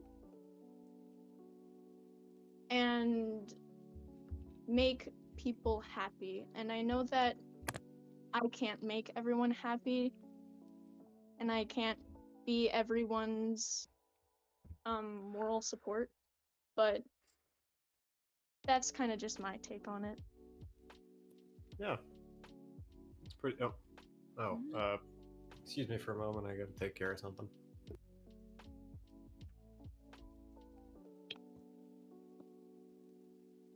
So moving on to I think would be a good topic, because how she was talking about making movies. What is your all's favorite genre of movie? Genre of movie? Yeah, like horror, action, romance, like that kind of thing. Personally, I'm stuck between romance and horror, two completely different genres, but two different sides of the scale, but two still completely different sides of the spectrum. But those two. I'm a big action and thriller kind of person, and mystery. I have to tie mystery in there because it's just so good. I really like horror, but I also really like action. Action's really good too. Keeps you interested. There's only one action movie I hate about all the others. It's called The Accountant, and it has like the worst action scenes in Huh? it. I've never heard of that one. It is. I wouldn't recommend watching it. It's a waste of time. Okay. It's like the action scenes don't make sense, and the only one is like a car chase, and then at the very end, it's just a really haha action scene that no one really needed with a twist. I'm Well, really into horror and thriller, but mainly what I want to make is horror because I feel like all of the ideas that I have could be put to good use. And I feel it would be a crowd favorite. that would be very interesting to watch because I like horror. So anything horror, I'll just give. Like I kind of want to do mine on like folklore. If I was going to do a horror or thriller, I kind of want to do it like with folklore or things I've heard as a kid, and like different stories that people have experienced that have somewhat of a paranormal aspect to it. For me, it goes like into 3 different ones. Like I like action, romance, and horror. Because I literally separate my genres from my favorite movie series, my favorite movie, and all of the above. Makes sense.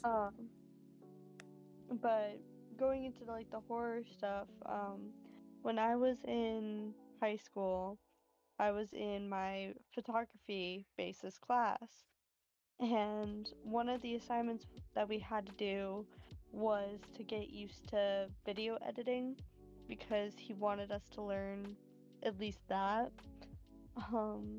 And the theme was horror, so we had to create a horror film throughout the entire school. And I literally based mine off of like escaping a cell and running through the school trying to find the exit. That's interesting. And I have like the video like all edited and music, and I have it all in my computer right now. I have it in a hard drive. But yeah, I found it really interesting, to say the least. And when you said running and escaping, I love the concept of you're trying to run away from something, but it seems like you're getting nowhere. And it's like an uncomfortable feeling.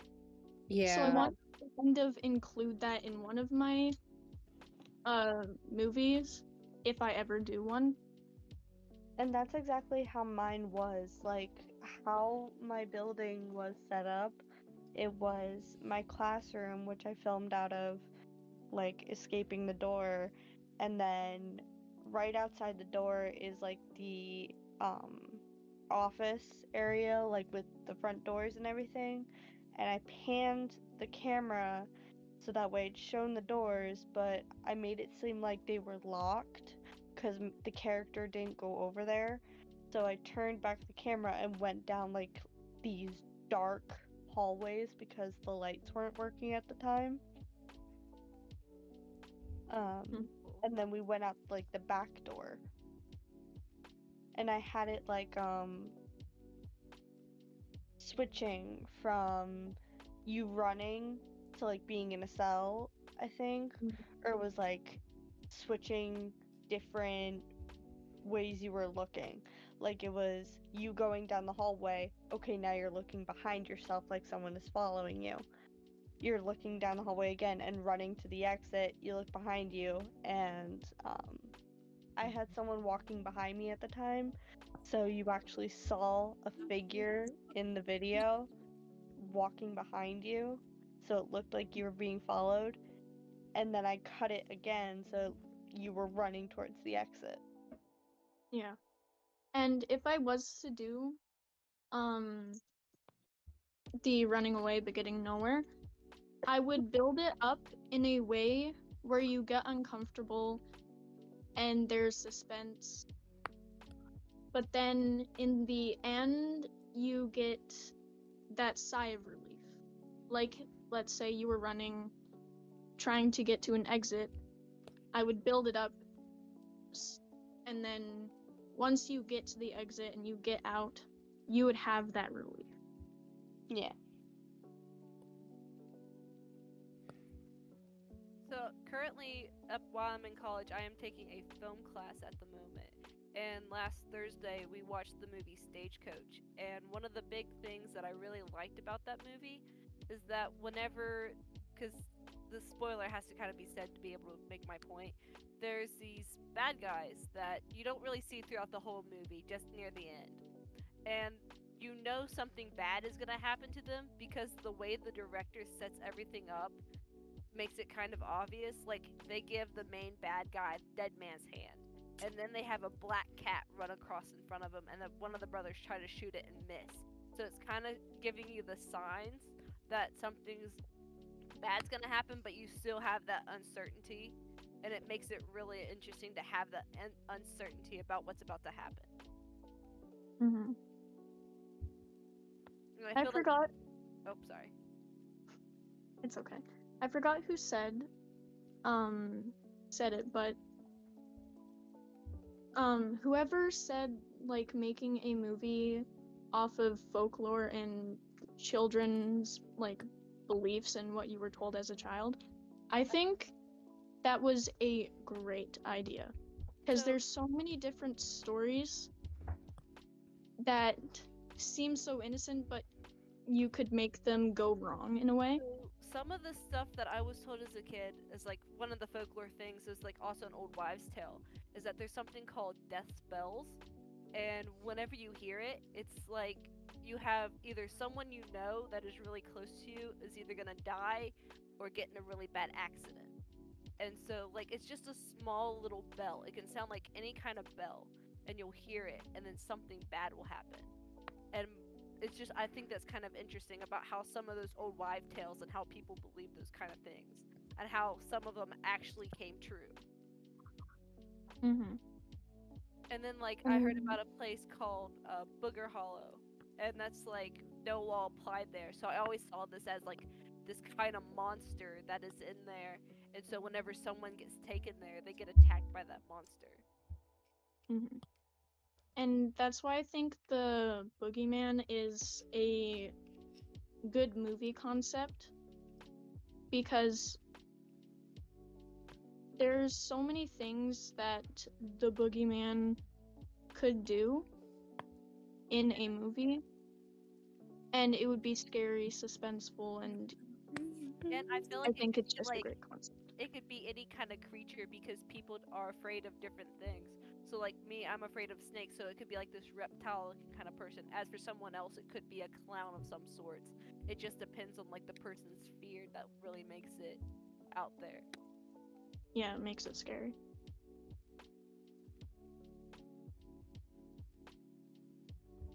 That was an interesting topic to come back to. It was very interesting. I'm trying to create interesting topics and something that people could talk about for a while and question in a good way. Sit there and make you wonder, oh, well, I never really thought about it that way. Yeah, you seem to be good at that, so it's good. How many people in this believe in the paranormal, like ghosts and stuff? Oh, like hell yeah. Hell yeah. Everybody's mic lit up. That's because funny. I am personally one that really believes in ghosts because I have seen it and I have experienced it on my own. But other people are kind of questioning about it, so I was just. I've lived in a haunted house. My grandma's house is haunted. I don't know how to explain this. I don't know if it's necessarily ghosts. I don't think I've really seen ghosts, but I've always seen these weird, like, I don't know. Best way I can describe it is shadow figures walk around my house. My dad has seen them too, though, so It's not just me. I'm not going crazy. So, And see, oh, sorry.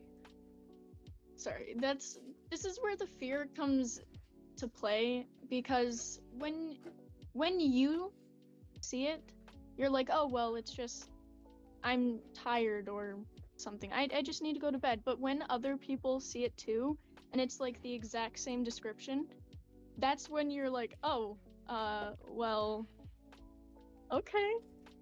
So, Yeah, me like personally, oh, sorry. I keep interrupting it's people. perfectly fine. Like with the shadow figure thing and my dad, like he has a lot more interesting stories than I do. But like it's really weird when you see them when you're a child and it's just them doing a constant motion of just walking up and down your hallway in front of your door. Mm-hmm. Like what are you doing there? So I have a personal seeing a ghost in my grandma's house so vividly. If someone showed me a photo saying, "Hey, this is my uncle or my grandfather," I could be like, "I've seen him before." We don't really know who he is, but he likes to mess with stuff in the house and take things and hide them until we don't need them anymore. Mm-hmm. Okay. Oh, sorry. It's fine. You can go. I have an interesting thought process behind all this. I kind of look at the paranormal. I guess I kind of lump a couple things together when we're talking about this kind of a thing. I tend to lump UFO, paranormal, and cryptid stuff. I kind of put them all together in a way. I guess my general thought process is here. Okay, there are so many reports out there among people that come from all over the world, and they all talk about the same things. I think one of the earliest UFO sightings was in 1400, 1472, something around there. I can't remember, but it was around 1472, right? UFO sighting, glowing lights in the sky, right? What flies in 1472?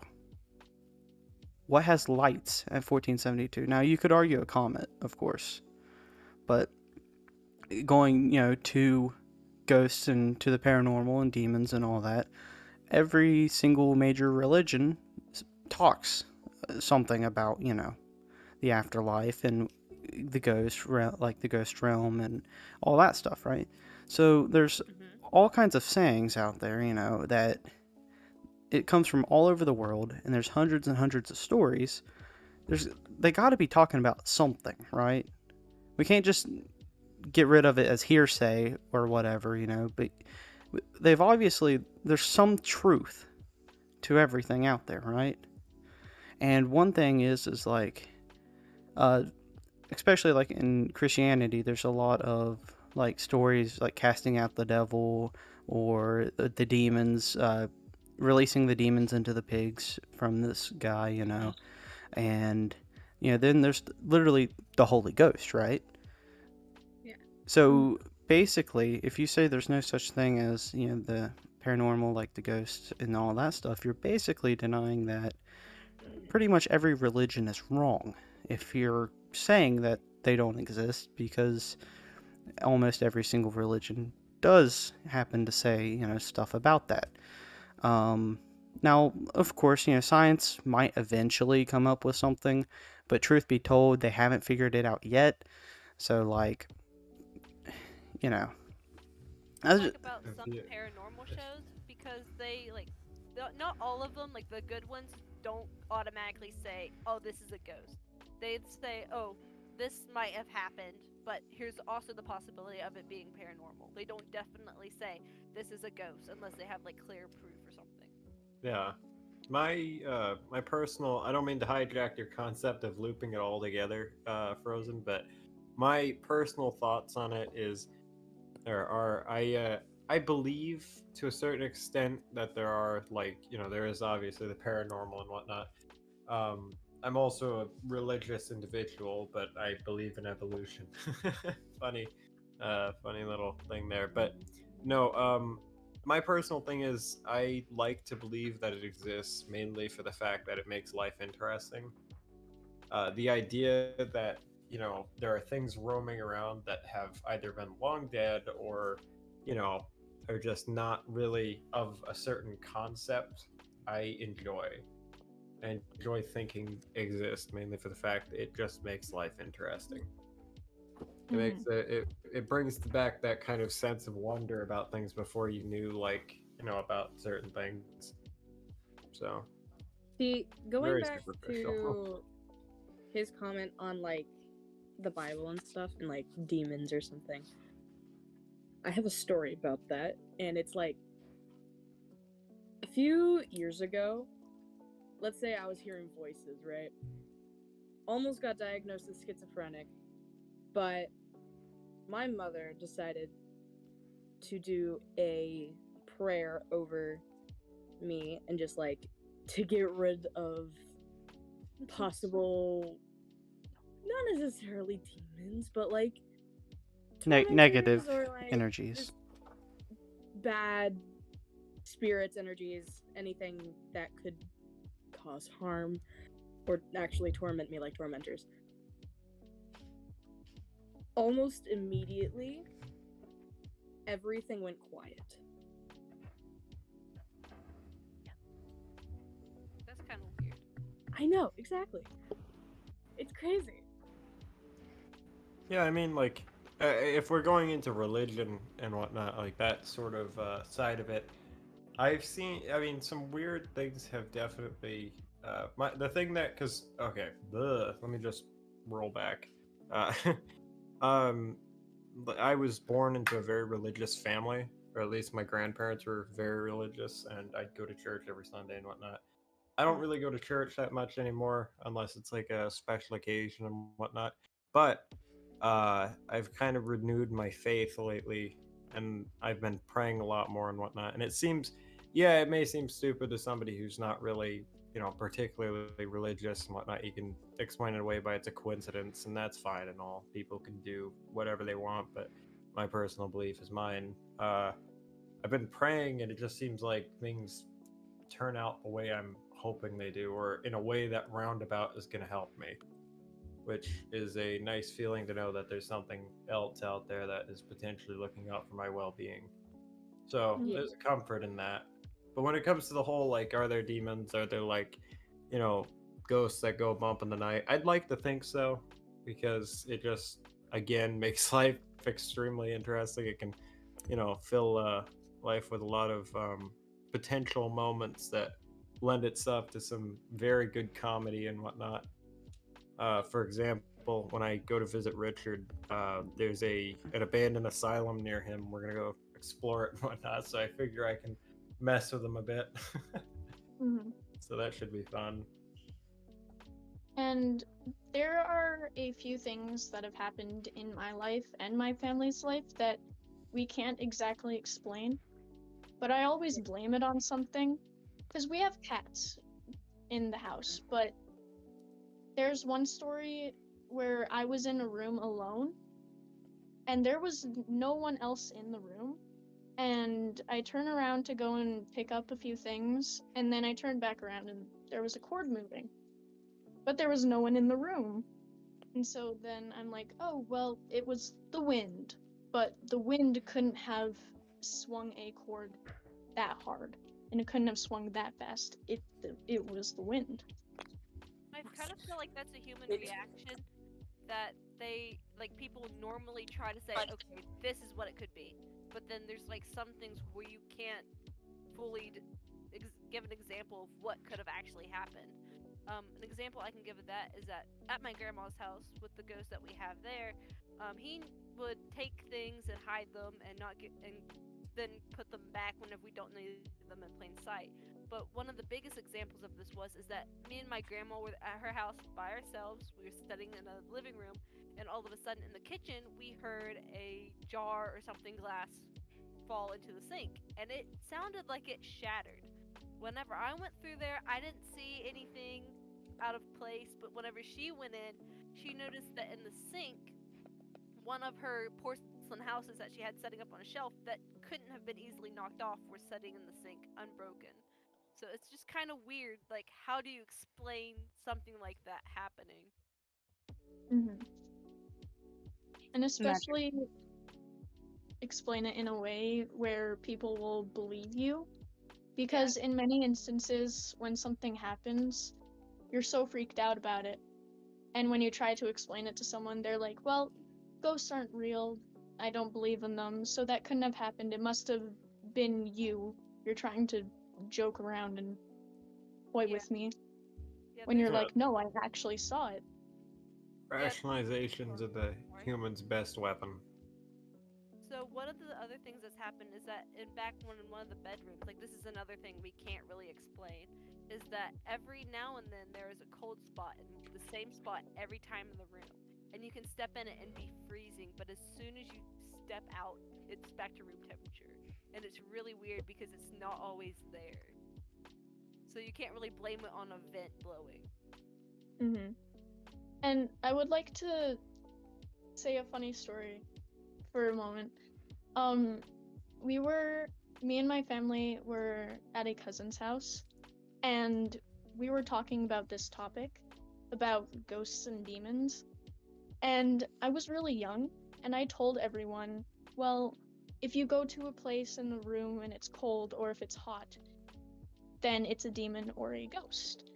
And in one of our cousins' rooms, we had a map. We drew out a map of the room, and we went around the room mapping out where a demon and where a ghost was. And for the rest of the night, I was very spooked out about it and couldn't fall asleep. Me too. It was very scary. None of us could sleep that night. But it's just a funny story. So. Just a funny story. Me too. Nothing more. On the paranormal aspect of like a ghost, has anyone else experienced one following them around like an attachment? Yes. Actually, we did. Because my grandma had one follow her around to 3 different places. It like didn't stick around in the same one. And it was always the same girl. She had brown hair that went to like to her shoulders, a yellow dress, and you could never see her face. And every time my grandma saw it, it was like she was trying to tell her something but couldn't. And like the first time she saw it was in her mom's house, and it was sitting in a rocking chair. And whenever she went to make contact with it, it disappeared, and she had to get up and physically stop the chair. The second time she was at a family's house helping clean, the ghost walked in through the door and sat there for a minute. My grandma went to talk to it, it got up and walked out and around the house. She followed it and couldn't find it. It disappeared after it went around the corner. And the very last time she saw it, she was camping out in the middle of the woods. And it walked into the camper and stood there, and whenever she woke up, she saw it, and whenever she woke up, my grandpa, it disappeared, and that was the last time she ever saw that ghost. My gosh. So Do you think there's like a purpose, or was it just like a ghost trying to like screw with her? We never knew. Like, it never talked to her. It's like it couldn't talk. Like, it was trying to tell her something, but it couldn't. And we have no idea who it could have been because we could never see the face. So either A, I have a little bit of schizophrenia, or B, I do have an attachment. I guess that's the real question here. Anyways, for me, it's really weird. I see like shadows all the time, but it's like in my peripherals. So I'm never looking straight at it. It's always to the side. And every time I catch it, I just kind of stop and I go to look. But then I can never see anything, or there's no like hard evidence of, oh, there actually was something there, because it's always in my peripherals. And it kind of just follows me around. You know, it's happened at home, it's happened here at the college, it's happened at Walmart, like, you know what I mean? So either A, I'm schizophrenic, or B, there actually is something following me around. That's. I mean, that's a common thing when you're tired. Talked about. My mom has said that most people that are schizophrenic aren't actually schizophrenic. They're just sensitive to the. What was the word she used? Like, don't want to say paranormal. Like the psychic? really but it's the closest word we got. But like how I like how my mom's an empath and she's always had a sensitivity to like demons and all of that stuff. So like she speaks from experience along with my dad, he's always had weird paranormal stuff happen. So like I wouldn't say that it's always schizophrenic, and sometimes it can just be like I don't know, spirits or ghosts, maybe even demons or tormentors. So like don't just automatically assume schizophrenia. Yeah. Like for attachment, I guess. I don't like that. I mean, for for me personally, I don't think it's an attachment. I think it's more just like, I guess, I was used to it, or maybe it's a sense of guilt trying to hit me or something. I don't know, but um, so I at my work anyway, right? So I work at a pizza place currently, part time. And I can do anything in there, but I usually just stay on the cut line because I enjoy that. And we're fairly busy, so it keeps me busy. So while I'm on there, when we do wings and whatnot, we use these bowls so we can mix them with like a sauce or whatever. And then you put them under the thing. Well, the person who usually washes dishes comes up and before we used to always just bring it back there because they'd never come up. But there was this my friend Kevin. He would go up there and he'd always tap me on the shoulder. He's like, "On your right, Mike," or he'd always say something funny, like, "What are you doing here?" or something, And he'd pick him up and he'd go back and he'd start washing him, and then a few minutes later, I'd hear, "Oh yeah, baby," and then I'd yell it back to him from across the store back. Well, he passed away in October. He was hit in front of the store, and it's just been this weird thing that I don't know. While I just feel like he's gonna show up at some point. You know, he'll come up again and he'll talk to me and pick up the bowls and whatnot. I hope for it at least. It's a stupid thing to hope for because it's not gonna happen, but just I don't know. Just feels like he's there sometimes. I think that's just really guilt. sad. But yeah, I mean, if you want to consider that an attachment or something, that's probably the closest thing I've ever had to that. I have. You can go first. Back to what was Warren was saying about the things that you see out of your peripheral field, like a shadow.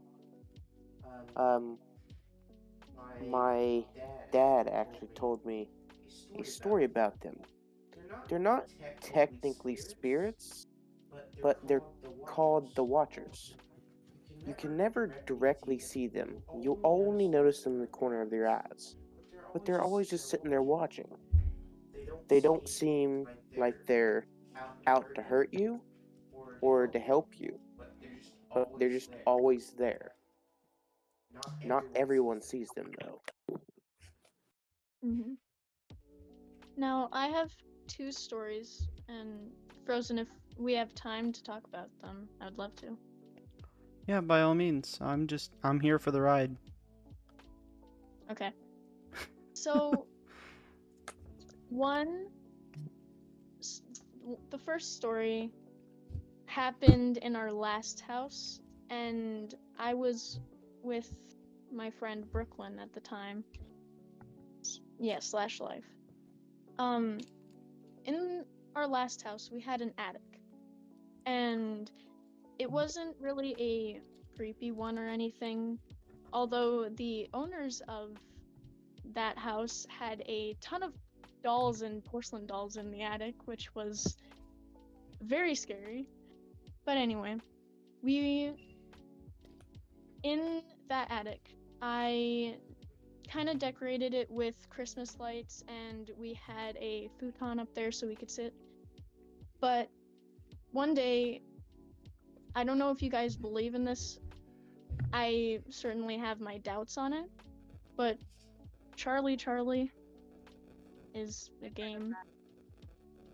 But we heard that in decided a to while. play in the attic.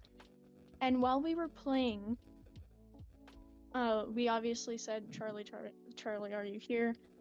But the pencils didn't move. And we were doubting it and stuff. And I forgot what we were about to ask.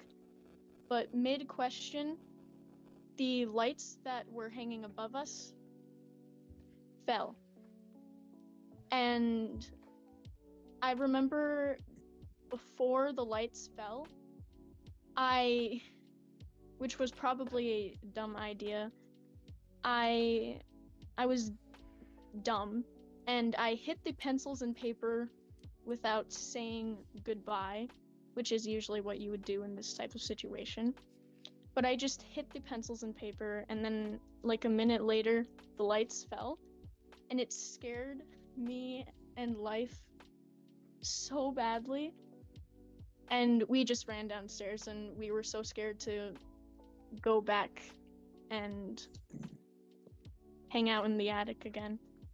And my other story is a dream that I had. Okay. So, in this dream, I was in one of the houses that we moved into like a few years ago.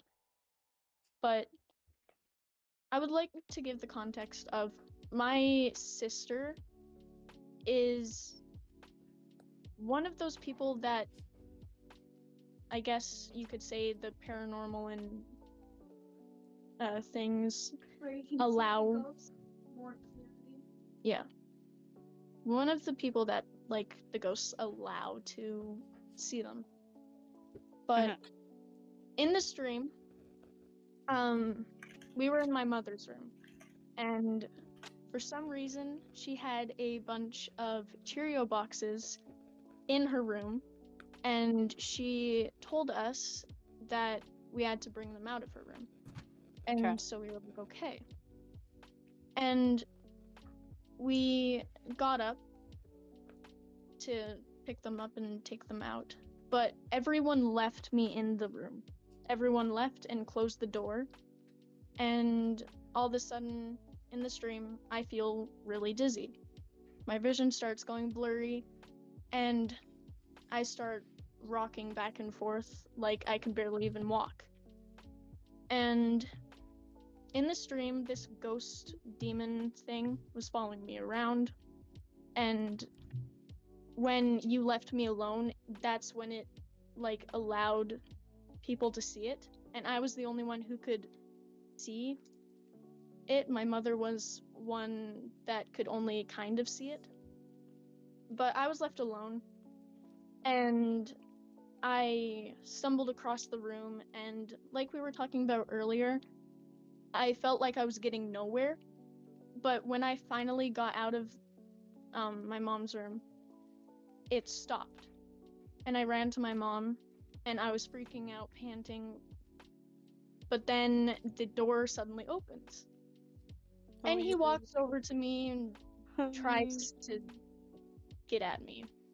And then for some reason, there was a hamster water kind of deal. You know what I'm talking about? Like I don't know how to explain it, but I grabbed that and I shoved it down its throat. And died. But when I woke up from this dream, I was freaking out and I told my mom about it. But apparently, my sister like had seen this thing before, and she described it exactly how I described it. It was a tall black figure, and she told my mom about it, and then she and my mom sat me down and we were talking about it. And my sister described this tall man with a little kid that was really fast. Oh, divine. Yeah, and they were just wandering around our house. Anyway, that scared me, and I sometimes think about that every once in a while. Alrighty. That sounds like so much fun. It was. Can I say something? All right. I- I'm sorry to interrupt, but I'm gonna have to get going. Yeah, that's what I was getting ready to say. I hate to kind of shut down the conversation here a little bit, but I actually do have to get up early in the morning, unfortunately. It was fun though. So, any closing remarks before I hit the outro and get out of here? Have fun. I'm glad Have fun, everyone got guys. a Have a chance to good day show up. tomorrow. Have a good sleep. Everybody needs it. Stay safe. Have a great day. All right. Yeah. Thanks, guys. I really appreciate like you to all say- showing up. Yo, see you later, bud. Peace. Thank you, everybody. Good night. Good night. Good night, guys. It was a lot of fun. All right. Thanks everybody for showing up. It's been a lot of fun. I really enjoyed that stream. I hope you guys did too. Remember, like, subscribe, do the YouTube thing, because that helps out. With that being said, guys, I'm going to go ahead and get out of here. If you guys want to see more podcasts coming here in the future, make sure to hit the like and let me know what you want to see next time. All right? That being said,